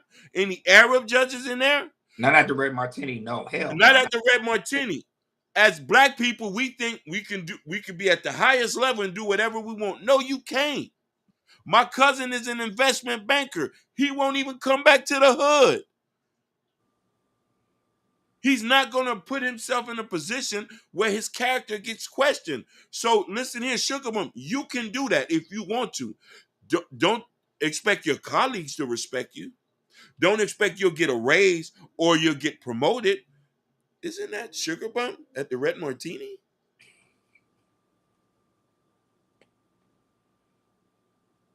You said imaginary is key, especially in public position. Miss Donna, stand on business. She's standing on Yeah, Yeah. standing on business. Miss Donna standing on business. go ahead, Jordan. Yeah, man. I want to know why in the world a judge like her with status is doing at the Red Martini for. What are you doing at the Red Martini? Now, if you was gonna go to the Red Martini, if you want to get pissy drunk, where are your people? I don't care if you have 4 or 5 people. Where's your people at so they can, when you get pissy drunk, they can take you home, man. When you were a judge, when you were a judge, you had a status like, okay, people gonna look at you as a judge no matter where you go. And now this is out right now, and you being what you do right now, it just really don't look good. It won't look good whatsoever, man. Don't look good. So for her to just to do that, man, to me, it's just so very unprofessional to her to do that. I know you want to have a good time. Just don't do it at the Red Martini, man. Not for her status of being a judge. Not at the Red Martini. You could party anywhere else, but you party at the Red Martini, man. That's just crazy. So hopefully she'll see this, because I know she's now she's humbling herself and everything, because this went viral and everything. So hopefully she humble herself and everything. You know, I'm pretty sure, I agree with you, Ronnie. This stuff like this is gonna get dropped and everything, but ma'am, you look crazy. You look mad crazy. Go ahead, Hakeem. So I want to answer this question, and this is important, and I want to say exactly, Brother Hakeem, position is based on character, good moral character. Gia said Atlanta is different. She looks younger. A lot of young professionals. Yes. Let me Google the establishment. So here's the thing. You assuming. I want to break something down to you. No, Where my Sugar Bum? Yeah, Sugar Bum's gonna drive you crazy. Because these people think they can. These people think they can do this. I tell you a scenario. Why your moral character, the way you present yourself in the streets, is important. a lot of y'all may know I was working with at-risk youth. And I was trying to get into certain places to present this little program I was trying to do. Lo and behold, you know I'm still a street nigga. I'm at the strip club. Guess who I see at the strip club? One of the parents. It was like, damn, you in here? I'm like, yeah. All you had to do was pay for a lap dance. You good, big dog? Now listen here. The parent came to me and was like, hey, I'm not gonna say nothing, but you around kids.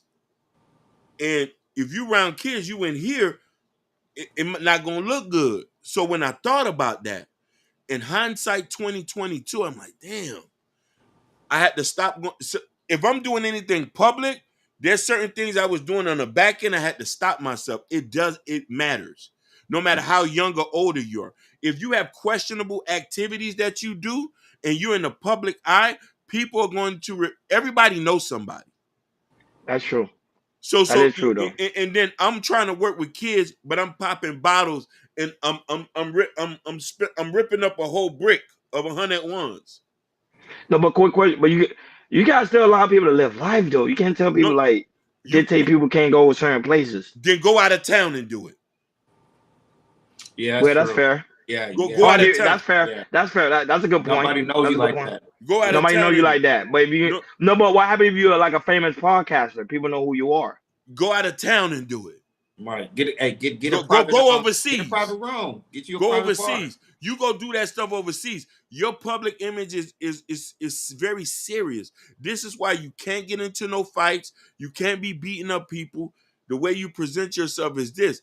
And this goes for teachers, police officers, they judges, they skim through your social media accounts.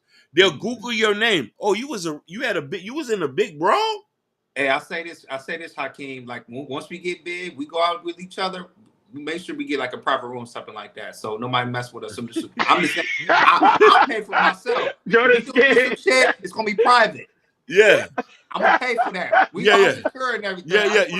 You definitely. When we get up there, nobody's trying to get anything. Paparazzi, any content. Nope. Hey, I'm talking to Jordan, how much it costs? What, 10K? Okay, I'm gonna put it out right now. They ain't gonna know nothing. Yeah. Jordan said, I don't want to be in nobody's scandal. Private. Same here. No, and you guys, I don't want you guys to be no scandal either. Basically. I want all of us to be protected. I ain't gonna lie, I think the only one that's gonna be in the scandal will probably be me, because I'll be out here. I'll be really out here. I really be out here. I'll be among the people. I'm not even gonna have a good lawyer for you. You're gonna have a great lawyer. You're gonna be lawyered up. Lawyer gonna take care of it. Yeah. Why I say shout out to Wild High. Most of us go to the next town, but videos go across the countries. Yeah. That's what I'm trying to tell you. It follow you because we live in the social media age. Hey. So even they may not recognize you from overseas, someone can be like, I seen this guy somewhere. Basically. Yeah, social media is very I can't. Somebody approached me recently. It was a while ago. Somebody approached me. I was nervous. He said, I saw you somewhere. And I was like, oh crap. My first thing that came to my mind was YouTube. Yeah. You know what I'm saying? People, they'll watch your content. They may not comment, they might not say anything, but they're watching your comment, they're watching your every move. Someone knew who that judge was at that club. Basically. Like, hey, ain't that so and so? So luckily, the cop actually did a good thing. So imagine she would have got into a fight with somebody. Even though it was a police officer, remember she's part of the rank, she's part of the circle. That wasn't she's gonna get off. But imagine she was fighting with a bartender or someone within the club. And also, it proves my point. Deep down inside, there is some women that's very educated that want to be with the ratchet. That is true. She said she shout out to the lovely Sapphire Grace that in the She said she need a thug in the life. The busters ain't love in the right. And the thing is, they love that hood. And the thing is, they was already ratchet. They was raised ratchet, and they said, "Hey, go to your schools. Make sure you get your master's degree, your doctorate degree, and everything. You know, her life is boring, Jordan. She's boring. She's tired of the paperwork. Yeah. She's tired. She want to have fun. She needs something spicy. She wants somebody to blow her back out. Pretty much. That's pretty much. Sex is on my She wanted somebody. mind. She's overworked. I'm saying a lot of these educated women want to have fun, and I keep They do. saying that. I keep telling And people that's the case.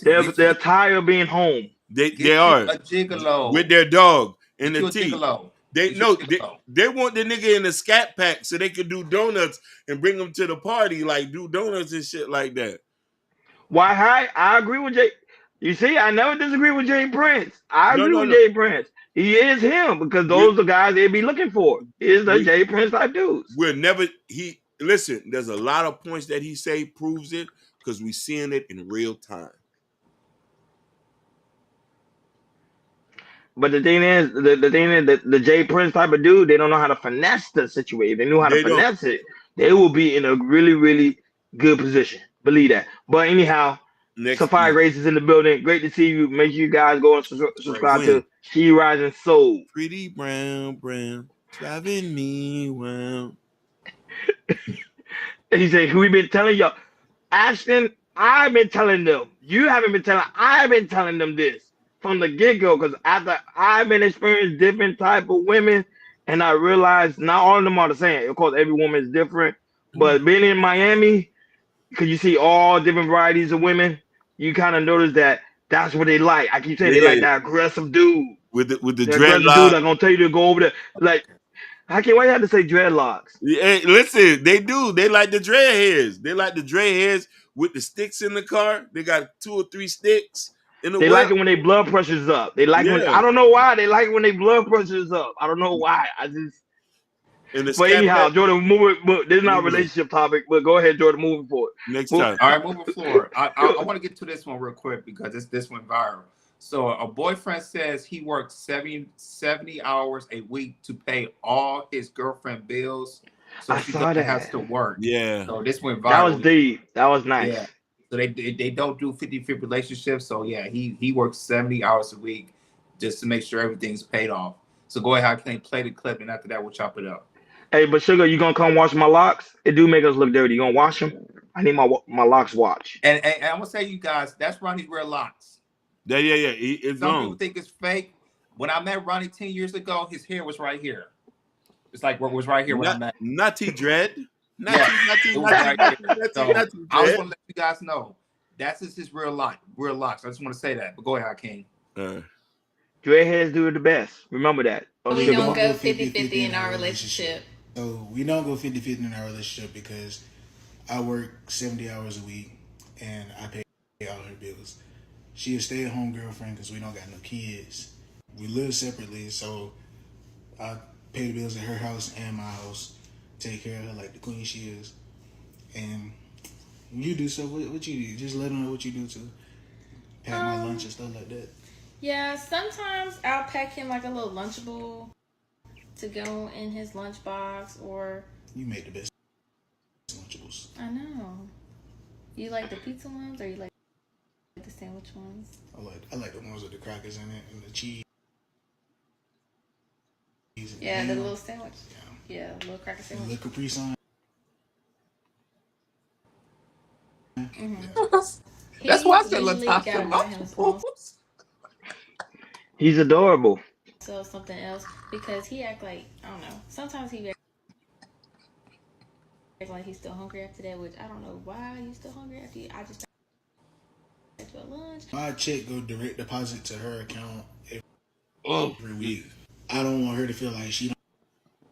Why we don't go 50-50 in our relationship. She ever got to go out and work for anything, so I got my stuff going direct deposit straight to her. If y'all men out there want a pretty woman, y'all gotta do stuff like this. This how you get. If you want a good woman in your life, why would you not want to pay for everything she has, pay her bills, get her toes, nails, stuff done? I just feel like a real man would do that for his woman, especially if he loved her. You love me, right? I love you. Kiss me, man. Kiss me. Oh my God. Whoa. No, Whoa, that's what I'm saying. No, kiss me on the lips. Kiss him in the lips. Kiss him in the lip. No, I want tongue. Oh Yeah. I like. Oh Woo, man. hey, this is a learning lesson. This is I, a No, I but, gotta learning go lesson. first. Can no, I go but shout out first? to Mimi. Mimi says she's heading out. Shout out to you, love. You have a blessed and wonderful day. Love. Hey, drive Yeah. safe. Much Drive love, safe, Queen. Mimi. Drive safe. All right, I want to go first. I want to go first. Go ahead. Go So, ahead, Jody. The floor is yours. Natasha, I'm with you. A Lunchable. The hell you put pocket Lunchable for it and everything? You're not cooking and cleaning.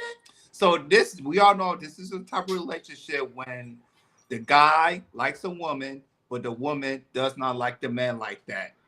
And when you see right now, he has to work over 70 hours just so she can pay the bills. And the thing is, it goes straight into her account and she can do anything she wants to and everything. And the thing is, it's like, we try to get a kiss, he's like, oh no. Oh, that just tells you how the relationship right there and everything. So we all know we know he don't get no sex. That's number one. He don't get no home cooked meal. He giving him GMO stuff, high processed. Them Lunchables, man, they got over a thousand milligrams of sodium, man. So you trying to kill the man too. He don't give a damn about she don't give a damn about that man and everything. So, but the thing is, like it just showed there are some relationships like this that a man will do anything just to get a 9 or a 10 in their house and in their arms. And the thing is, forget people, he's paying for both houses. He's paying for both houses and everything just to make her happy. He ain't getting no sex, no cooked foods, no massages, no, how Hakeem would have says no clipped toenails. Not to get the toenail clip polished and everything. That man's not getting nothing, man. So She says, drop the link because I'm already know how team about to be toxic. You already know, Jalen. Jalen. She already see it coming. Mm-hmm. So like I say, I'm a married man. Been married for 3 or 4 years. I mean, I pay, I've been, like I said, since my wife has been, up and up with jobs, I've been paying majority of the stuff.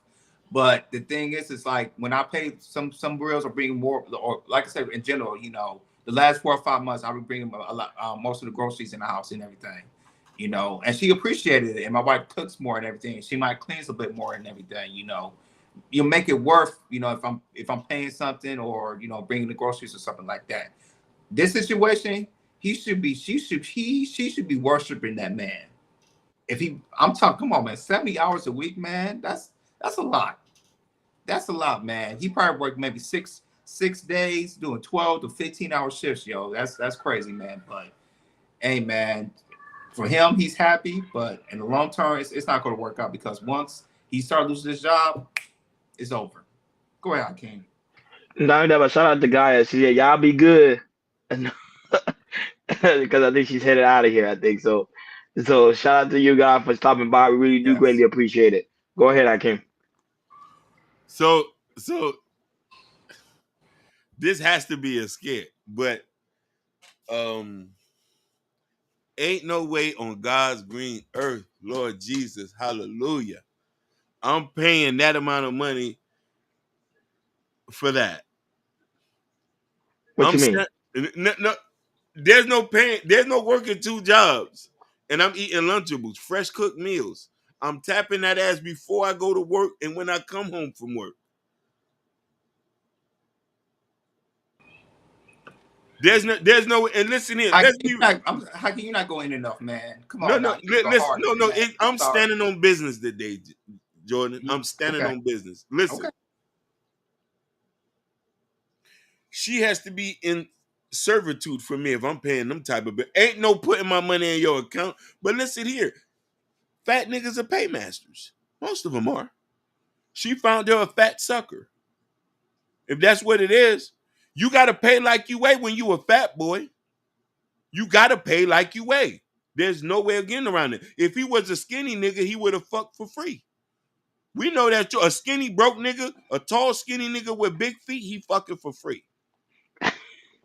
Give a fuck how beautiful you is. I'm sampling the product if I gotta pay for it. Akeem, it sound like it's here home somewhere. It is hitting home. It is hitting home. When you a fat boy, you paying like you weigh. And times that by 10. You weigh 200, you paying 2 stacks. You weigh 300, you paying 3 stacks. You weigh 400, you paying 4 stacks. But let's say, but what? Well, let's say if she's a quality woman. Let's say if she's a woman of quality. Ain't no quality woman if I got it. What quality about it? Define quality. I want to say the same thing. Define Quality. quality. She give him his emotional needs when he's crying in the bed. He feel low by himself. She's there to help him up. She's there to put him up. That's She not helped to enough. feed his mind. You said that's not enough, but there's a lot of guys. There's a lot of guys that do that. They would. Getting on your They will knees. pay. Huh? Getting on It's not your always. knees. But Hakeem is not always about sex, right? It is It's not about always sex. It is. Listen, some men 70 want that hours. emotional. Some men want that emotional need. Some men want a woman just to listen to him. No, Hakeem, I don't need and no that's a fact. emotion. Hakeem, it's more just that. I need creases in my jeans. Hakeem, if I'm paying 70, I'm telling you, if I would pay majority of the house bills here for my wife, she will be bathing me. She likes to bathe me. And she will be bathing me. I'm telling you, she will go in the shower and she'll be bathing me, give me the brush and everything. But who say she's not doing that for him?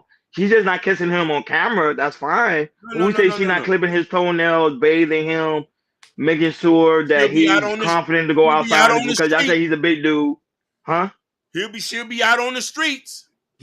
He would have said it. He would have said all that too. See, the thing with us men, we always talk about sex, so we always go to the sex. But for some guys, it's not always about sex. I promise you, some guys are looking for a mother figure just so they could be like, okay, she listens to me. Some guys just want that, Hakeem. Some guys, if a woman listens to some man out here, they will pay everything and they will never sleep with that woman. Hakeem, there's girls right now that got guys in friend zone they never even slept with. Listen, those are suckers. Come to Hakeem's class and you'll graduate with 4 colors. And listen here, chaotic. I'm from the South. I need creases in them jeans. Yeah, them creases hard on them jeans. Listen, I need the table.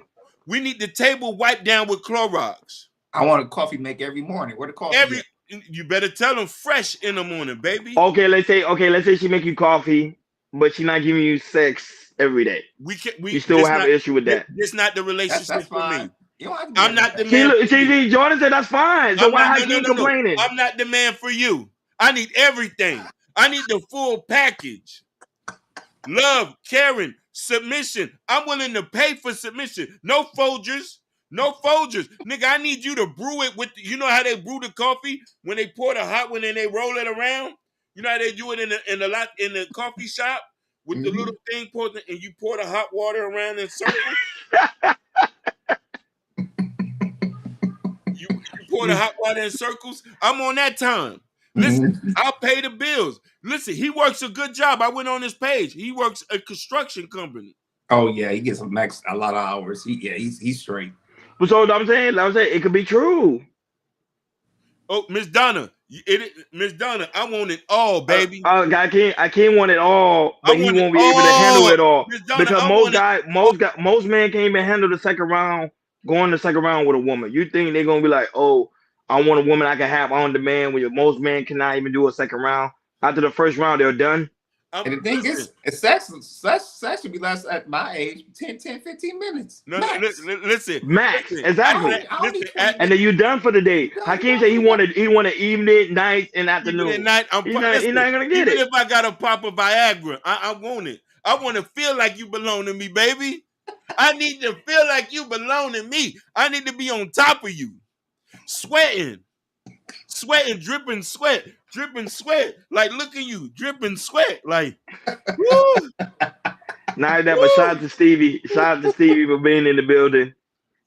Stevie was in the building. Shout out to Stevie for being in the building. No, but I'm just saying, like, but when you really break it down, majority of men don't even last that long in the bedroom. Like, even why I say 6 minutes max. 6 minutes. 6 minutes, yeah, minimum. A quickie. Quickie is all you need. So you say relationship are transactional? Miss Donna, everything is transactional. Everything is money, Hakeem. Everything is not money. Everything is Miss Donna. Well, not transactional as in money, but if you put, how I think about transactional, I don't think about the money part. Me, I think it's more spiritual and mental. Listen. Let me tell you why I know it's transactional. women are weird in certain ways. I'm gonna get to this. If you look fine enough, you can get it for free and you won't never have to pay. You can lay on your ass. But if you're not fine, you're not physically fit, you're gonna have to pay. So when we look at that, the more you pay, the more she love you. The more you do, the more she love you. The more you on autopilot, the more she love you. I've yet to meet a woman to generally love a real nigga just for him without there's something be behind. There's contracts, there's particulars, and there's the fine print. I'm sorry to say it. The women of today ain't like our grandmothers, ain't like our great grandmothers, ain't like our aunties. I gotta come in putting my wallet on the table. And then That's bad, I came. You shouldn't no, have to come and put your wallet on the I table, shouldn't though. have, but 90% you meeting them. And listen here, the first question is, how much do you make? When they hit those, That never happened to me. I don't oh, know. That never listen, happened to me. I'm so unlucky. They always ask how much I make. No, because you put the wallet on the table. Stop putting your wallet on the No, table. listen. They give me the signal to put the wallet on the table. No, They put the because signal. even What's you the say you don't signal? go to expensive. What's Even the you say you don't signal? go to expensive restaurants. So how they know you got money unless Hey, you what's put the it? Unless signal? you like. Unless you got like you go out, you go to the gas station, you put like a couple of hundreds out. That's why they saying that. No, Hakeem, what is the signal they do? Yeah, thank you, Jordan. What signal? I want to know what the signal That is. he doing it That's the now. He said signal that's right a there. signal to you. That mean they're attracted to you. What you talking about? I ain't telling you to put the wallet on the I'm table. a bit hungry. You know, this is a nice place over here. What you want to do, baby? Tell them we go on the subway. Would you? You Oh get the no! we get the 2 for 1. Listen, I say Subway, they cuss me out. I say We got Subway, they cuss me we out. got the subway app. We probably get points. You know when I got my points lined Listen, up. Let's go teach you how fry rates. I'll teach you how Fridays Or, too. or listen. Applebee's. He said 2 for money can 15. only make me love you in a certain way. I never fully open up if I don't really like your minus the money. Oh, but listen here, women force themselves to love a man when he has enough money. I've seen it happen. But then okay, then how do you explain the girls that deal with guys that's broke? Then I Oh, can if listen, it's all listen. about the money. There's some sort of attraction you have with them. There's some sort of attraction you have with them, which Okay, and they love them. I know some skinny niggas with big feet who are in beautiful relationships. They don't pay for nothing, and and okay, and their okay. women So don't what did want I them to tell you? pay for, huh? So then what did I tell you? Then it's not about the I money. got to be a skinny nigga with big feet then. I got to get to a skinny nigga with big feet. Or I got to be maybe light skinned because I got dark skin privilege. Listen, my dark skin allows me to be questioned about money every single day. No, I think I can. When you got a woman's mind, you got a heart. No. She's willing to sacrifice whatever she got to make sure you are pleased. Hallelujah. Yahweh been Yahweh. My whole life been consistent. I know this nigga got some money. I know this nigga got some money. Listen, I run into people that say, nigga, we know you pay. Where the money at, nigga? Be like, I'm broke. Be like, I ain't got no money. Then what? So okay, let's say if you have a woman and they say you don't got no money, so she won't hit you up anymore. She won't talk to you at all, Hakeem. Oh, Because I find that to be cap. listen. I'm talking to listen. I'm talking to crash dummy coochies. You right, but the crash dummy coochies be good sometimes. You know what I mean? Listen here. Hakeem said he needs an MJ. I would love an MJ.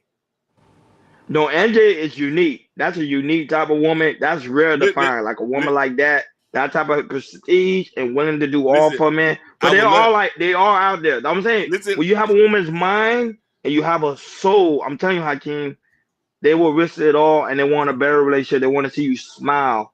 They won't even care less about the money.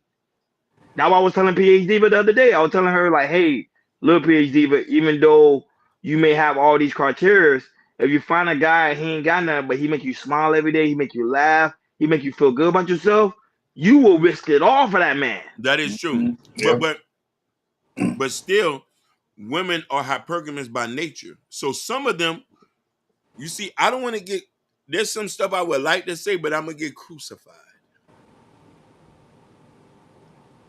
How I truly feel, but the dating scene is so messed up that a lot of us guys have to put 2 foot forward in instead of 1 foot in.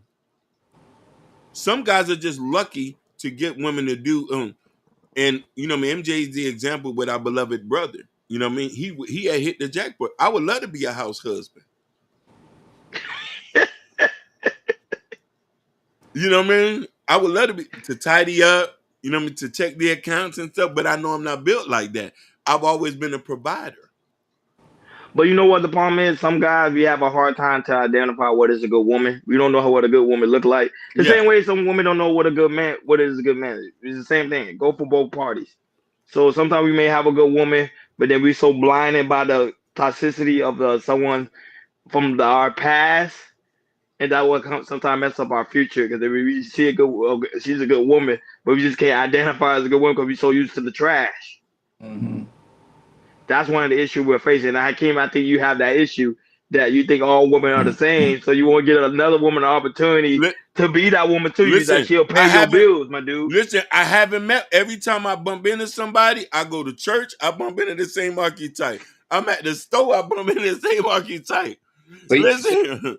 So you follow that little Wayne line. Don't be surprised if she asks where the cash at. Where the cash at? Where the cash at? Where the cash at? Where the cash but it is like, but I don't know. But it's rare. It's rare for me to like, because normally that if you make a girl feel good, normally she'll be like, nah, I want to just be around you. I'll pay for the movies. I'll pay for this. She won't even care. She just want to be in your presence, bro.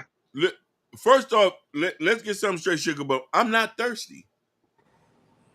The universe brings them around me. It just so happened that it comes. Listen, I sometimes just want to be friends with people. The money question always get asked. I just be trying to be friends. He say, oh wait, Hakeem needs a woman to clip his toenail, pays his bill, and give him at least 5 kids. Stand on business. Natasha know what's going on. You heard That's the his dream requirement. woman, and that's why them girls be like, okay, where's the cash out? Because you asking all these demands. Listen, Natasha. That's the fine print. You ain't tell them another thing. You gotta wear aprons when you cook my food. I only eat out of Pyrex bowls. Pyrex. Don't forget about Hakeem. What they gotta wear? Polka dot dresses. No, but chaotic club. The problem is the women can see it, but sometimes they don't trust it because even though the guy may seem like he's a good guy, she be like, okay, still it may be a lot of red flags there. That's why they don't do that. See, the hoodlum is able to identify the hoodlum because you be like, okay, I know this is what he's about. I know he's trash. That's why they're willing to deal with that man instead of how she deal with the good guy. Go ahead, Akim. You was gonna say something. You say, wait. Chaotic says women can see a good guy, nice guy, noodle from a mile away. They just be looking through them niggas. Hakeem isn't thirsty. He's just that kind. He's just kind of a try hard. I have witnessed it. Thank you, baby. You know I'm not thirsty. And Ashley say, she say Jalen stand on blindness. Oh, is it business or blindness? No, business, yeah. Or business. 1950s, 1950s, 1960s. I don't be chasing them. I'll be trying to chase the bag. So when I do meet people, it always turns into a financial thing. So I've learned to listen. When a woman start asking me for money, Turnpike Hakeem turn on. Click. The street shit come back on. When they start asking me for money, it starts out now. They start asking me. I say, oh, I said, okay, no problem. Fuck for these dollars then. Fuck for it. You want to go to Benihana's? And I'm going to fuck after this? I ain't asked to take you out. I don't mind taking you out. Matter of fact, I don't mind putting $200-$300 on the light bill. Can I pee on your face? Sugar Bone said I can't get off the tricking energy. How? How I'm giving off tricking energy? Told you. I wear golf shirts for God's sake. I still get asked for money. It's something you doing, bro. I don't know. Is the car you Bro, driving? I'm not even talking to people. They'll pull up to me or somebody introduce me like, oh, what's up? Or is your podcasting? Is your short videos where you're like, No. I don't mind paying for all the. You know how Joy be saying, I don't mind paying for all the bills. You know I what I'm can't. saying? It's in the glass. And they think you a smart boy. Oh, that nigga got money. What a cash. Listen, Thank you. listen, do I need to put the ski mask back on? Do I need to start asking, you know what I mean? Do I need to start asking for money? Why I say how can you sound like R. Kelly? In my mind telling me no.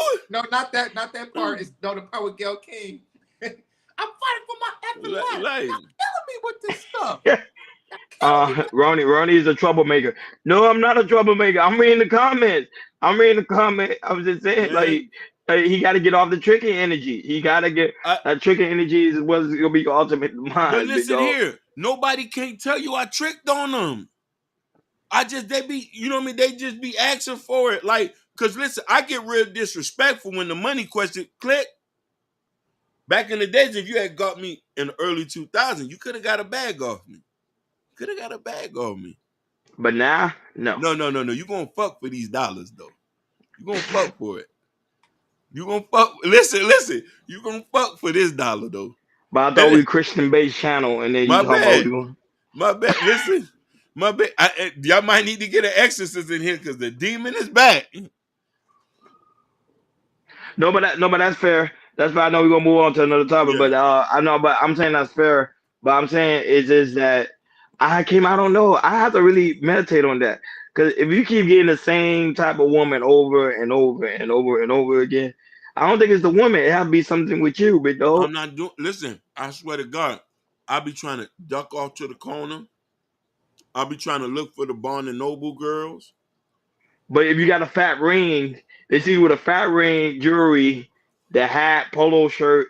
That's telling you got money. You're not wearing like a regular Listen. t-shirt, jeans, and Listen, some slacks. Ron, you know me. Those are hood trophies, man. Those are hood trophies. Those are nothing, Ron. Those are nothing. Those are just hood trophies. Because this is good. Because I'm telling you, I never had a conversation. Women never ask me how much I get paid. That's Oh man, the. they always ask me. And you see the car I drive. They never ask me. They think I'm a scammer, Jordan. They really think I'm a scammer. I'm like, I'm not. I don't. They even said that the other day on Ashton Channel before we move on to the next show. They even said on Ashton Channel like, or Rody, you in Miami? I said, yeah, I'm at Miami with high kid. They say, oh, because I used to make 6 figures. They're like, oh, you a scammer. I'm like, I'm not a scammer. I was literally working 2 jobs. You work 2 jobs, combine your income, you're making 6 figures. That's it. That's the Basically, secret.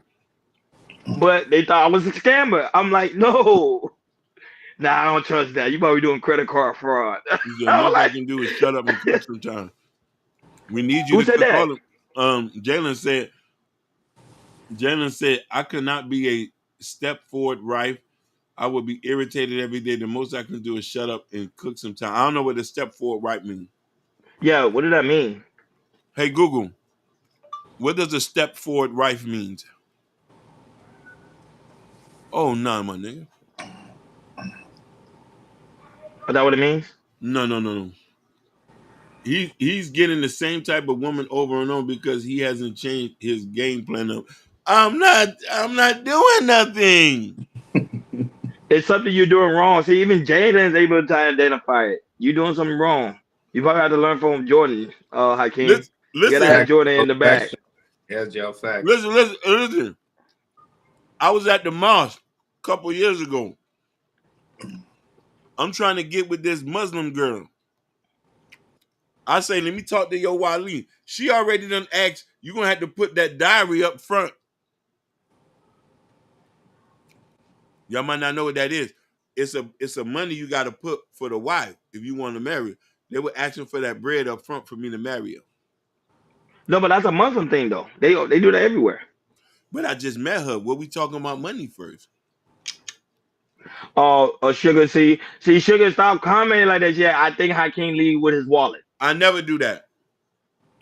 I never do that, Sugar. I asked, can you cook? I asked, let's go on a picnic. They get mad when I said, let's go on a picnic. Shout out to Stephanie Watkins is in the building. Shout out to her. She be wilding out on Instagram. She be having me dying. Stephanie, don't say that, baby. Stephanie, y'all need to go to her Instagram. That thing be having me die. I be laughing because she is the most hilarious person on Instagram. And She she need be to having get her own fun. comedy show. I be dying. I be like, go to bed, Stephanie. Go to bed. She be she said she'll agree with Sugar Bomb. You can't agree for something you don't know. Y'all ain't with me every day. Salute to Josh is in the building. Shout out to you, Josh. Great to see you, my brother. No, but I'm just saying, like, I don't know, Hakeem. That's probably another topic for another day. Cause we're gonna see what's going on. Do you got the tricking vibe? I think you be tricking too much. You gotta stop the tricking. Hey, those who cast the first stone. Those So those without sin cast. I'm one of the biggest sinners. So I'm telling you, I use the trick. I use the trick heavy.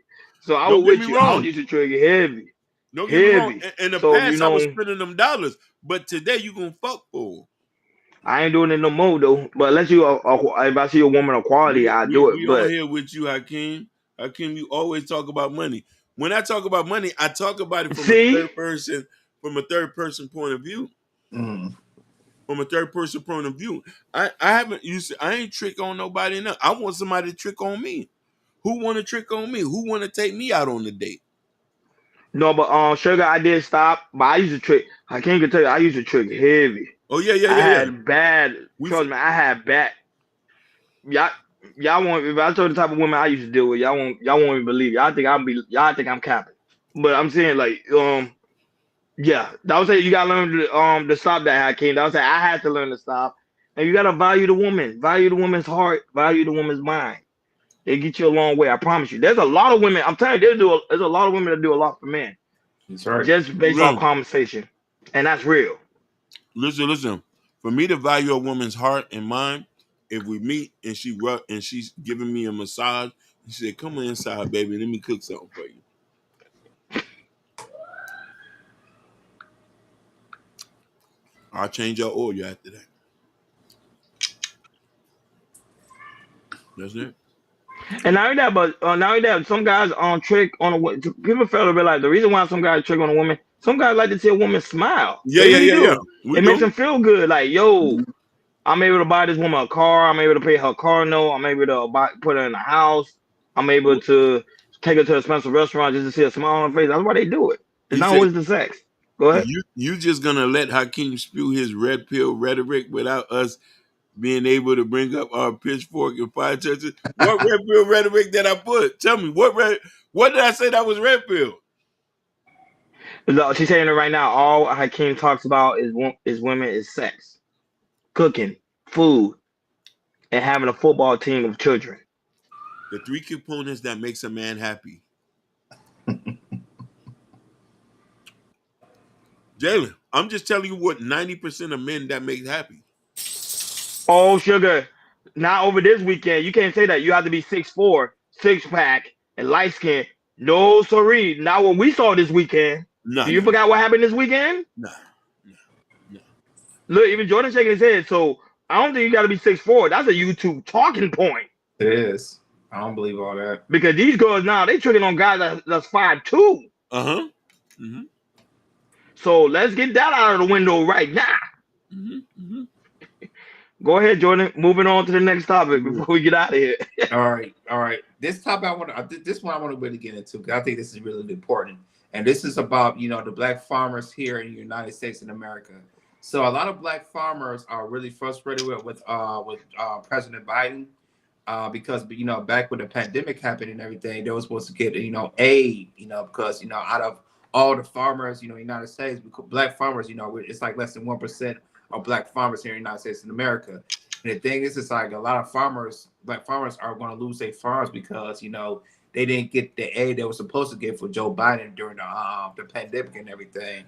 And we do have a clip of the president of the Black Farmer Association, and he really breaks down about what's going on with the black farmers industry. So go ahead, clean, play the clip, and after that we'll chop it up.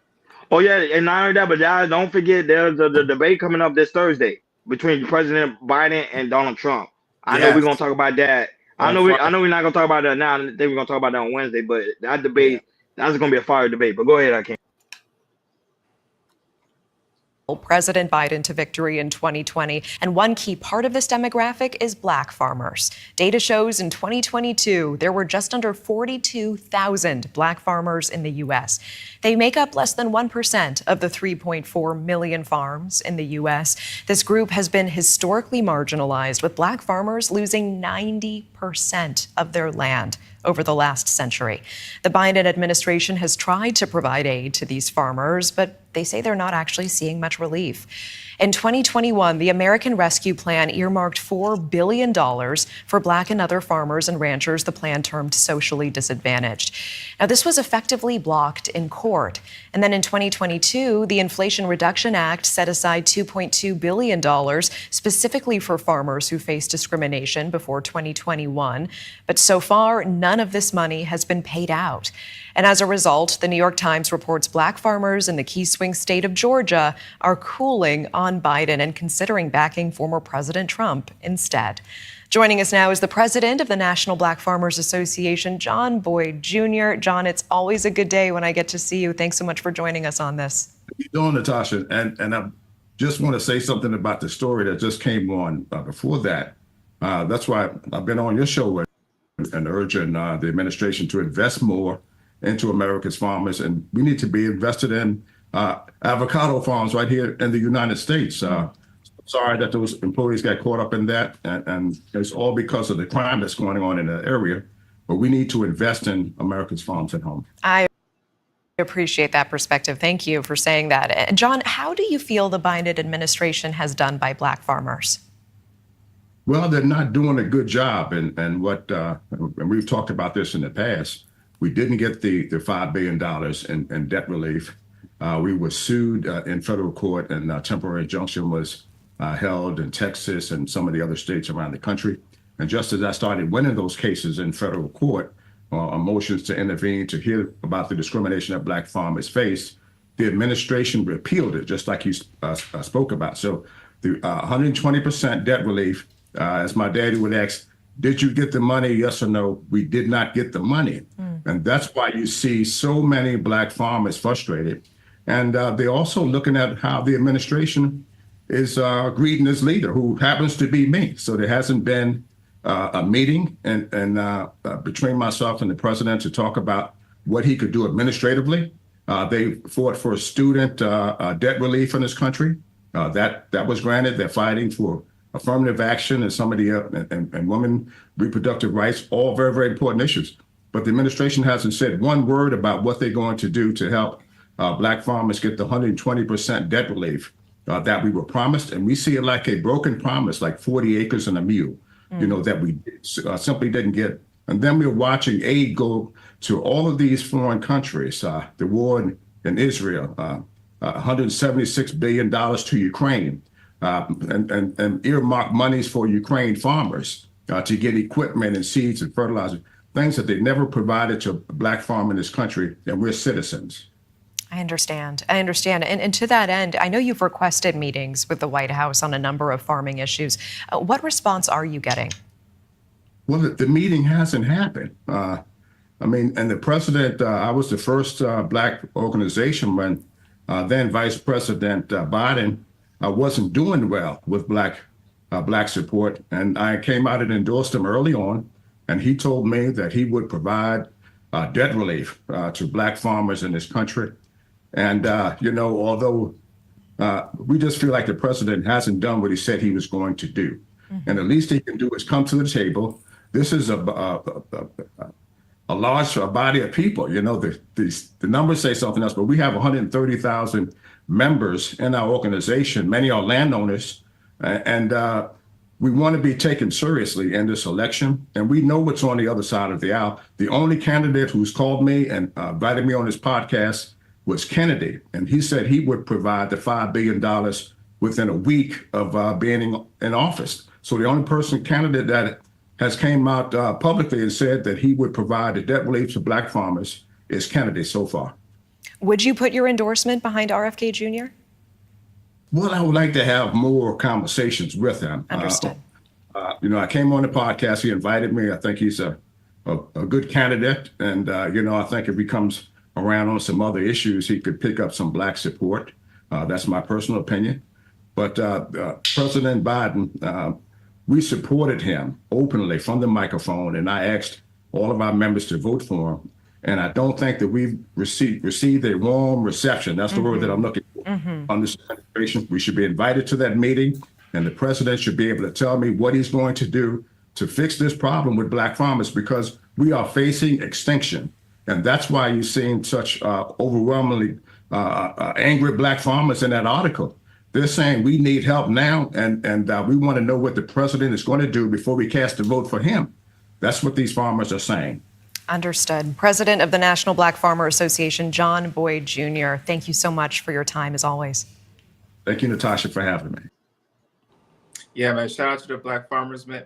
Black farmers, but fortunately, Joe Biden said he's gonna do something. You know how some of these politicians, they lie about what they're gonna do, which is crazy. So go ahead, Hakeem, man. What's your take about the Joe Biden not giving the necessary funds to the black farmers? You know what my stance is. A lot of people might not like it. I'm a conservative. Been there, done that.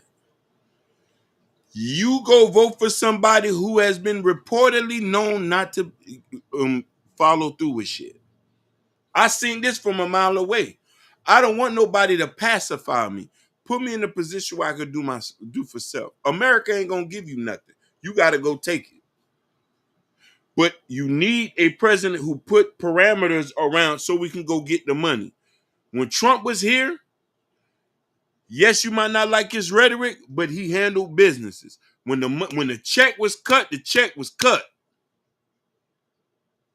Now you say you want him for another term? We're suffering now under him. He said you ain't black if you don't vote for him. He's lied on every single point. No student debt relief. No prison reform. Everything he's talked about, he has not done. He has not kept one promise. $175 billion to Ukraine. Most niggas can't even spell Ukraine. We give a fuck about them. Then they selling $60 billion to the untouchables. You know who they are. We can't say their name because they're flag channels. Hey, Ron, Hakeem, don't forget about the crack pipes he gave out 2 years ago too. Come on. So the crack pipes. Yes. Stephanie Walker, I know you say both are liars, but one gave us result. You cannot tell me under his tenure you wasn't eating. I'm telling you, I visibly seen it. He's the reason my business collapsed. I'm back here with y'all. I'm back here with y'all. When Trump was here, we was hitting licks. We was hitting licks.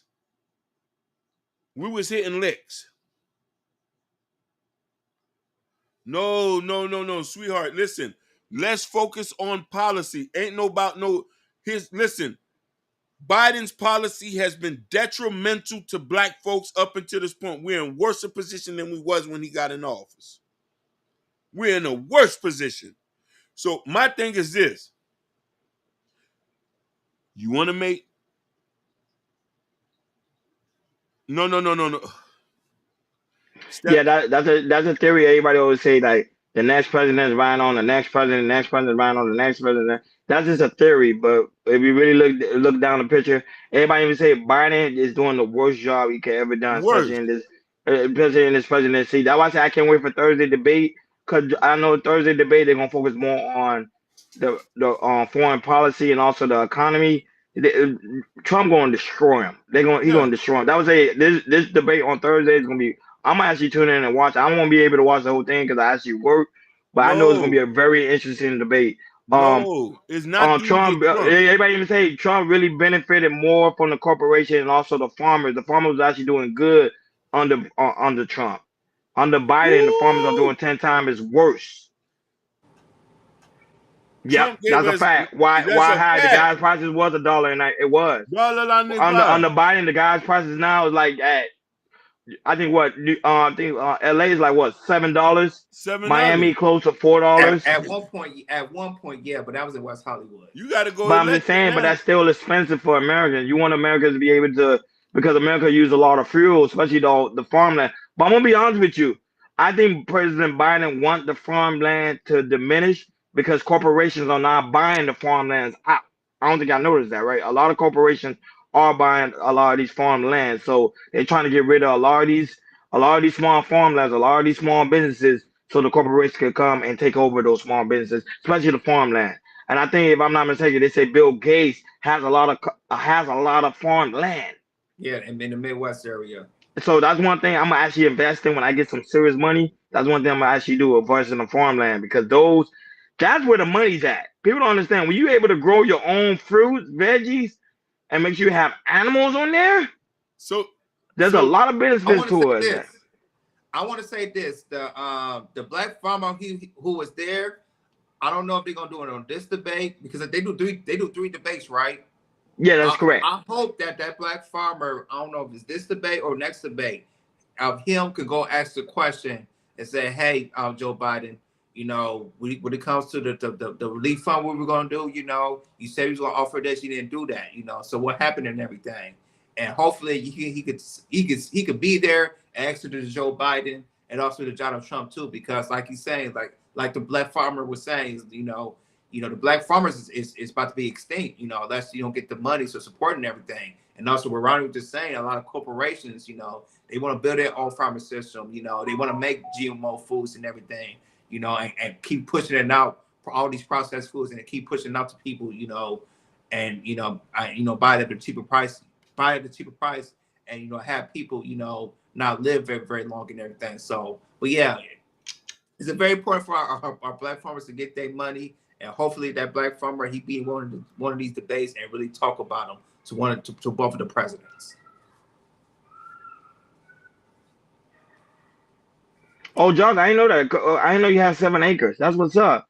Multiple, multiple garden animals. That's really good. That's one of my dreams. I actually want to do that. I actually want to buy farmland. I actually want to do that. We trying That's to one of my expand. dreams. Yeah.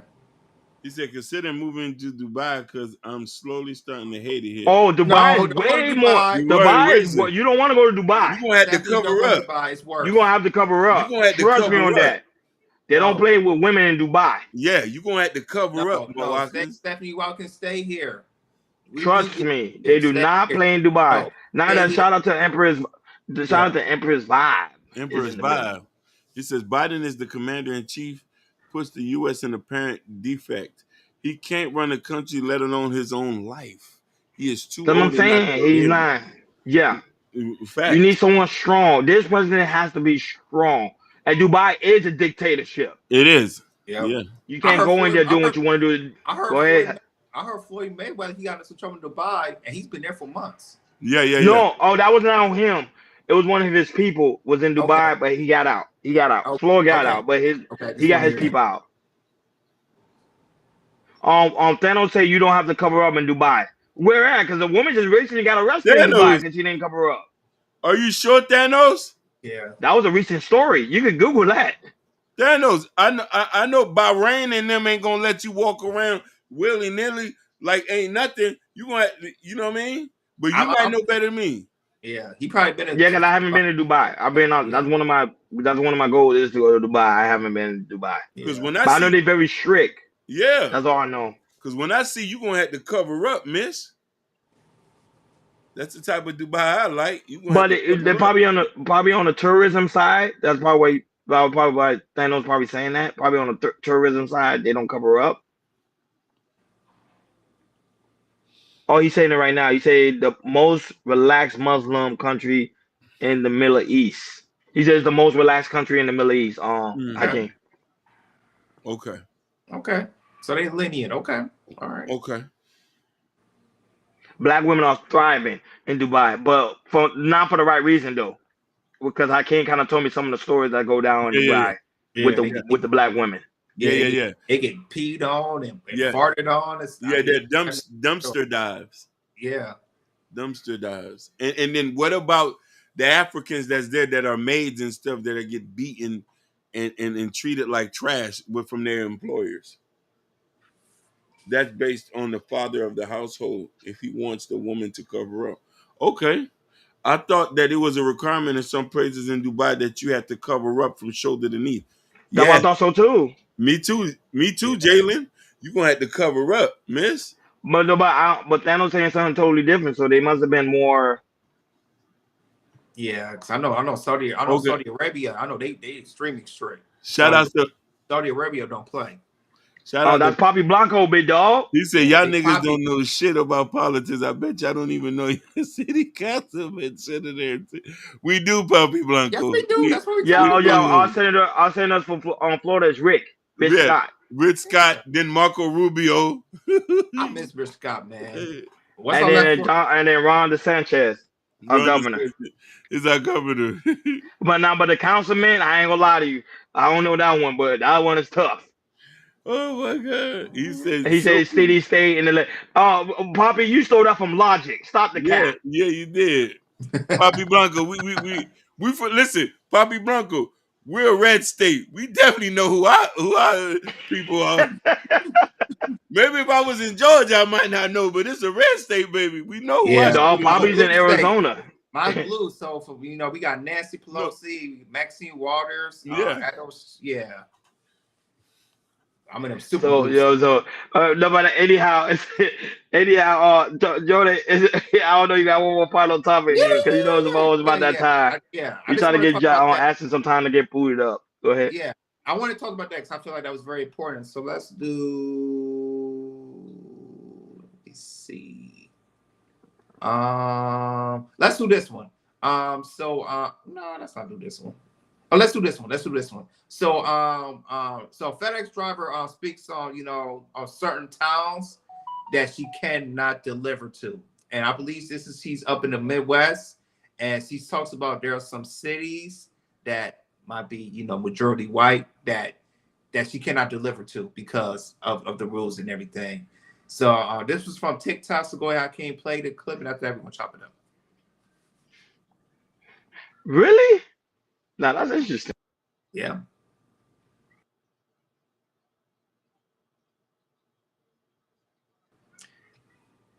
I've been with FedEx for 6 years now. And it just shocks me that in 2024, I'm still being told that there are certain towns that I can't deliver in. And when I ask why, they say they're sorry that people are the way they are, but I can't deliver there. And it's crazy because when I first started at FedEx in 2018, and my supervisor there, I was in Springfield, Illinois, and she told me, like, you can't go there. And I was like, huh? She's like, you can't go there. And I ain't too much think of it. And so I was delivering one day in a different town, and I had a late pickup. So I had a few hours to spare. So I'm like, I'll just drive over to the next town. It's like 12 minutes away. Like, I'll just go to the Walmart. You can always kill time in Walmart. I drive over to the Walmart. I walk in, and the looks I got made me immediately turn around, go back to my truck, and drive, the little 12, 13 minutes back to the town that I was in. And I parked in an abandoned parking spot, and I just sat in that abandoned parking spot for like 2.5 hours. And yeah, she's like, I'm sorry, but that's just the way they are. And then when I went to Wisconsin, I was cool. I always delivered to the rural areas, but then I had a guy, talk to me crazy, like, just real crazy. Anywho, and now I'm here, and it's a route that I can't do because I'm black. And it's not because I can't do the route, it's because of how the people in that town act, or how how drivers have been treated in that town, the same color as me. So now they just stick to putting people in that town that look like those people. And that's so crazy because it's 2024. It's so crazy. But yeah, it's crazy. Yeah, man. I'm gonna start first, fellas. Let me go with this one. What she's saying, she's definitely not lying. She's not lying. And she's like I said, this was in the Midwest state and everything. I know, me in Michigan, there's certain areas in the city. If I go out like 30 miles or 40 miles away, and if I go, I remember I went to a trailer park one time with a friend and everything. This was like daytime, and I was like, maybe 30 minutes out of my city. And when I go into there, it's like you're not welcome there and everything. You're not welcome there because they see you as a skin, and they give you a different look, and you can feel the energy like that as well and everything. And it's like I said, it's all around America. There's certain spots here. There might be certain spots here in California. If you go into out of the desert somewhere, and somewhere rural and everything, and then if you drive by the highway, you gotta get some gas. You go in the gas station, and you just feel that energy. It's like, yo, I'm not at home anymore.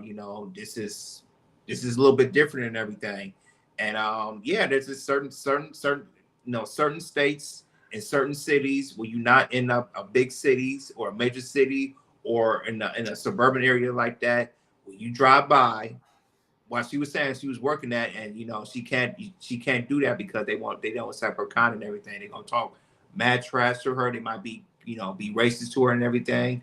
And like I said, and it's, even though it's in 2024, there's people who like I said, who believe these things, or go, who has Confederate flags still in their house and everything, and we're very proud because they are super duper conservative, and they like back in the old ways, going back to the early 40s, 50s, 60s, or or they see slavery. It's like, I wish or they look at slavery. It's like, hey, I wish slavery will be will be here again, because there's a lot of white people, racist. They think about that and everything. So what she was talking about, I'm not surprised what she was saying and everything, because you know, true America is like that in certain cities. So stuff is not that's going to change because this is America. Go ahead, Ronnie. No, I was gonna say the same thing Thanos say. There's some parts of the black cities where you can't go to either. You know that, right? That's that part of time, especially in the hood. When you're in the hood, there's some part Yeah, they'll be like, sure. "I can't even share the story that one guy asked him in Miami, what the hell you doing over here?" And it's all black people. So what's the difference? I can't go to O Block. People on O Block don't know me. They're like, "Hey, what you doing there?" I can't go to what's that place that Hassan Kamal was talking about? Bronx River. Bronx River, yep. I'm not from there, and that's all black people. So you want to complain about Shadow Town, those type of towns like that you're not allowed to go to, but we're doing the same thing in our own community. So hell, so it's not a both ways. We have to change something. Of course, everything in America has to change. Racism exists everywhere. We know that. Everybody know that. Even our own people could be racist as well. However, we got to change that individual and start to be like, okay, that was back then. This is a whole different generation. We're doing something totally different. And I keep saying, this future generation, this little one that's growing up, they're gonna be the one that's gonna change the world. I promise you on that. They're gonna change everything. They're gonna be the future. But this generation that we're in right now, it's just us. We have to train the little ones to prepare for a better tomorrow because this generation right here, we just totally out of control. Go ahead, Akeem. Um, I want to give a shout out to Ashton and Vic. Ashton, Vic, Granville, and me, we've all been truck drivers. I've been through sundown towns. I've been through places you're not supposed to go. This is just the way life is. One thing you're not supposed to do is try to impose yourself on somebody's way of life. They're going to be who they're going to be. Let them die off. They're going to die off. What you need to do is worry about your own community and go to the places where you're treated best. If I know they don't want my money, I'll just go back into the hood. You know what I'm saying? When when I go to Memphis, I'll park the truck right on the boulevard and go get something to eat. I'll never go to no white towns. I go to Pine Bluff. I've been to Little Rock. I stay away from Whitehall. I stay away from Bentonville. There's places I know not to mess with. That's just life. If you want to invoke change, you got to invoke change in your own community. Them people gonna do Preach. what they want to do. We got to do what we want to do. Let's make the neighborhood safe for us and go to places where we know people want us to be. Ain't no problem. God gonna handle that. I don't know. You see Genesis comment when she talk about Michigan. He said Michigan is all cornfields and Confederate flag towns. Oh yeah, that's up 6. We're only allowed to attend the university, but can't get caught after sundown. Then I won't go there. I won't even attend the town. Send me to an HBCU. That's another problem. We want to go to these PWIs. Go to an HBCU where it's safe.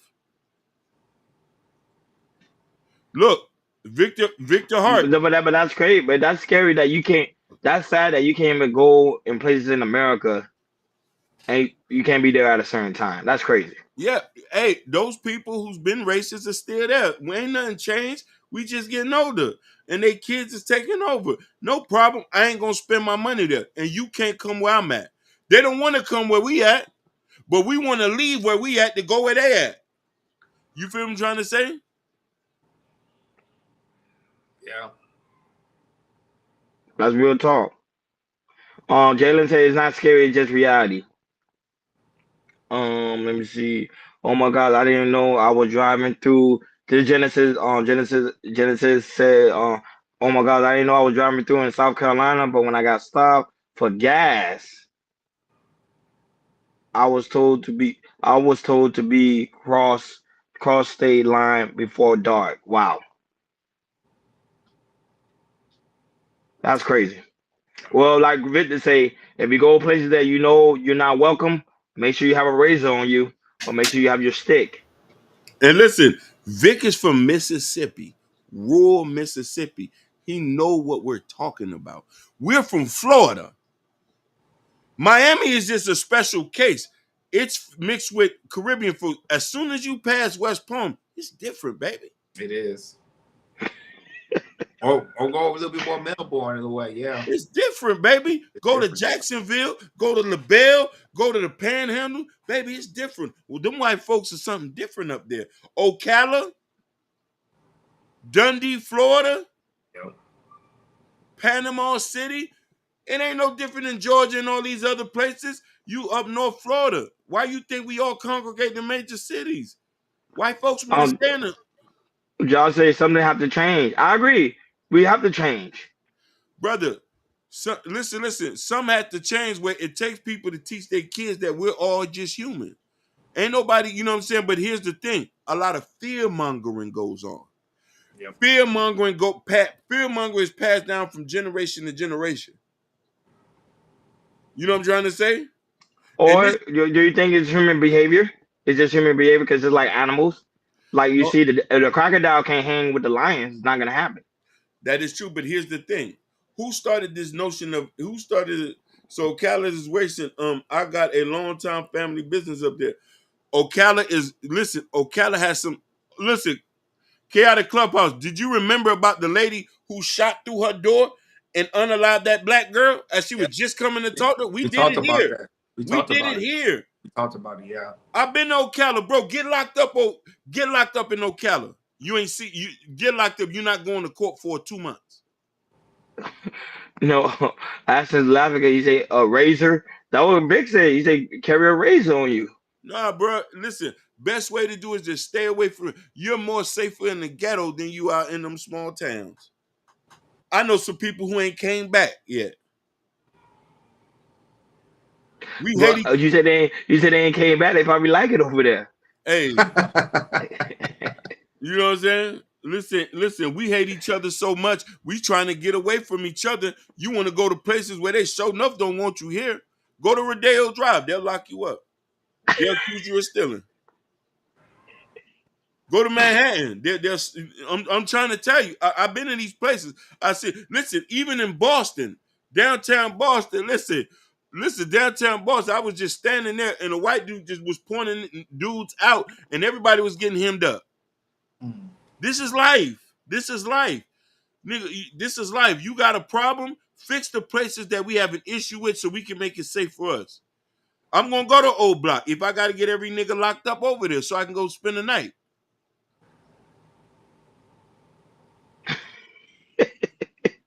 I'll go to Baton Rouge. I go to these places. Fuck, I'm gonna go to places where where I'm best treated. I'm not gonna go to somewhere where they don't want me at. I'm not gonna go to college where they don't want me at. I'm gonna go where they say when I'm gonna be praised, loved, revered. They said I go to Old Block. That was like a army base over there in Old Block. Yeah, that knows. I want to go to Old Block. They robbing the tourists that's over there. You know that? They started robbing the tourists. So what we need to do is sell Old Block, turn it into a condominium. But what the tourists doing in Old Block? Rap. Yep. But that's the rappers. What are you doing in Old Block? We don't need the Old Block guys. They're making it unsafe there. Scatter them like the wind all over the city, like they did. We scattered them. They don't make the place safe. We don't need you. I ain't gonna lie. I would love to interview somebody that live in Old Block, though. I ain't gonna lie to you. Come on, man. If I can find me one person, I interview. He said, so anybody that listens to the show, you from Old Block, hit me up on the DM. I promise you, I will interview. I would like to interview somebody that live in Old Block and on Bronx River. Go ahead. Bro, listen, Jalen, that's a misconception. There are Barnes and Noble chicks in Old Block. What? Yes, there are Barnes and Noble chicks in Old Block who reads books all day. Well, that being said, it's about that. See, I don't know, like they do San Francisco. Oh no, but Stephanie Watkins said she have a question. But what was her question? What's your question? Stephanie, what was your question before we end the show? What's your question? What's your question? Because Ashton's getting ready to go live. Where Ashton at? Because Ashton always tell us, Jordan, he always asks, what y'all gonna talk about? So Ashton, what are you gonna talk about today? Put it in the chat what you gonna talk about today, so we can say what you gonna talk about today. Cause he always asks me at Hakeem, what you guys gonna talk about today?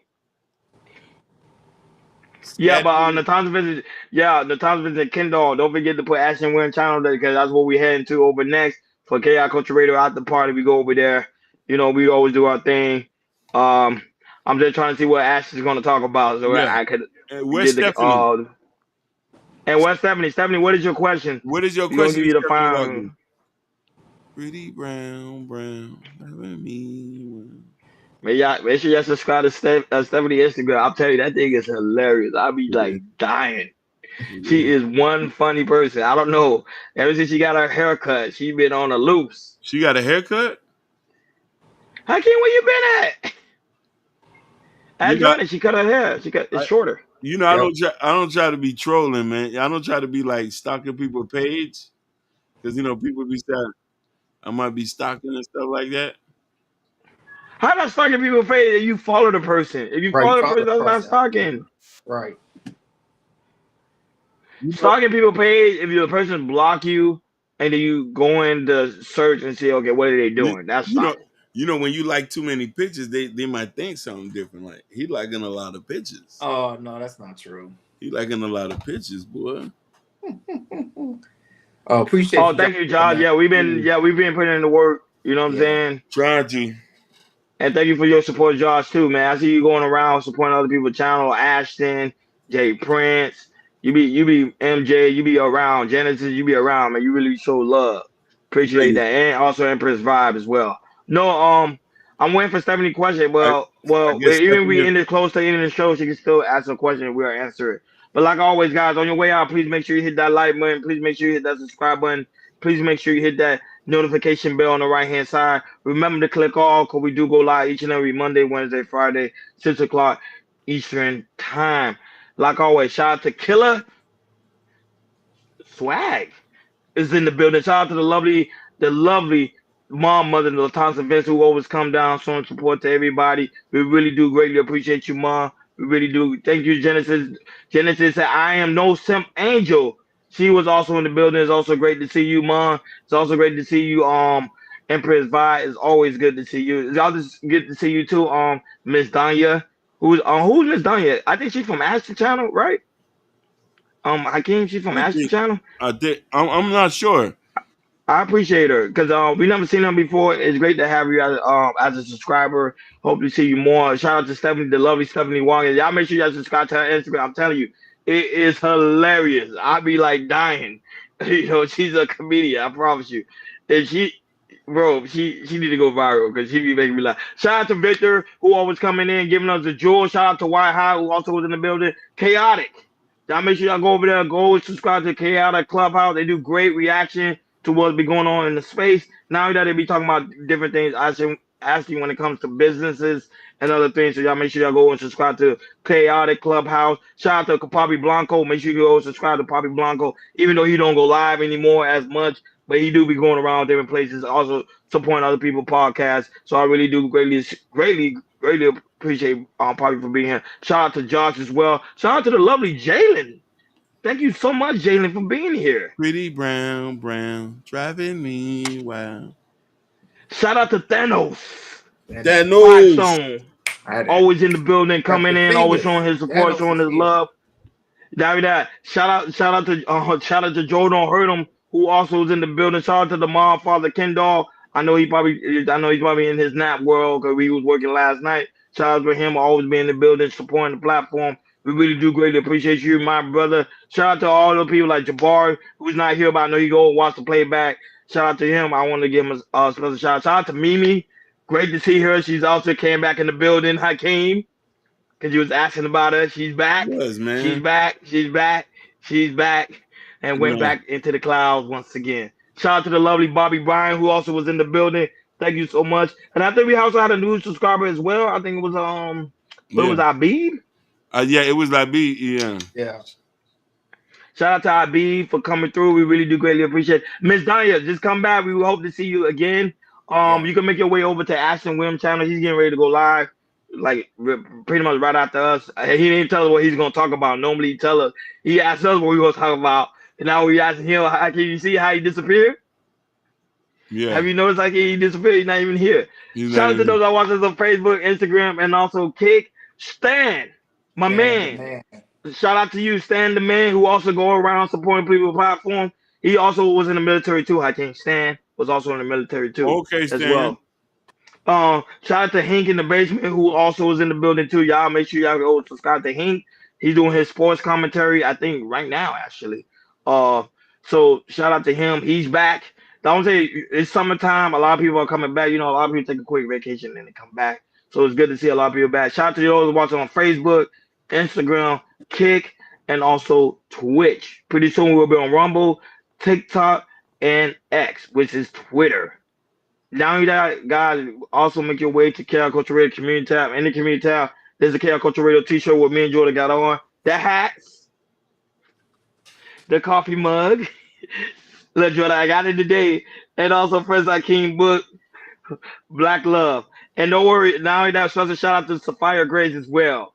Like always coming through with the love. We really do greatly appreciate it. Make sure you subscribe to her as well. Go ahead, Hakeem, you were saying something? No, I just say look, we love Sapphire Grace. We love Jalen, Natasha Vincent, all the queens here. This is a safe place for Black women. That's true. And now shout out to Truth and also Peace of My Mind, who also was in the building today as well. Peace of My Mind shocked me because I was like, where did she come from? Yeah, I'm just do something to make me feel and good. Also Keisha and on Fresh Sound, Urban Noise, and also Kareem Stevie was here as well. Hakeem, she was here. She was in the building. He said no black love from Boston. It's a lot of black love from Boston. Well, my Panthers are playing now. But like always, thank you for tuning in to KL Culture Radio. Y'all go watch some hockey and go watch some action. Click that link as we get ready to that. And shout out to Nidus as well. Nidus, man, that guy's a worker, boy. Yes, After I work, he works. He works when I work, and then he works in the. I don't know how Nidus do it, yo, because he works when I work. Like when he's on, I'm working. It's like and when he's off, it's like he's still working. It's like I'm going to work, he's on, and then when I get out, he's off. But like always, shout out to Nidus, man. Like always, thank you for tuning in to KL Culture Radio. We over and out. Yeah, and I'm ready for submissive wife.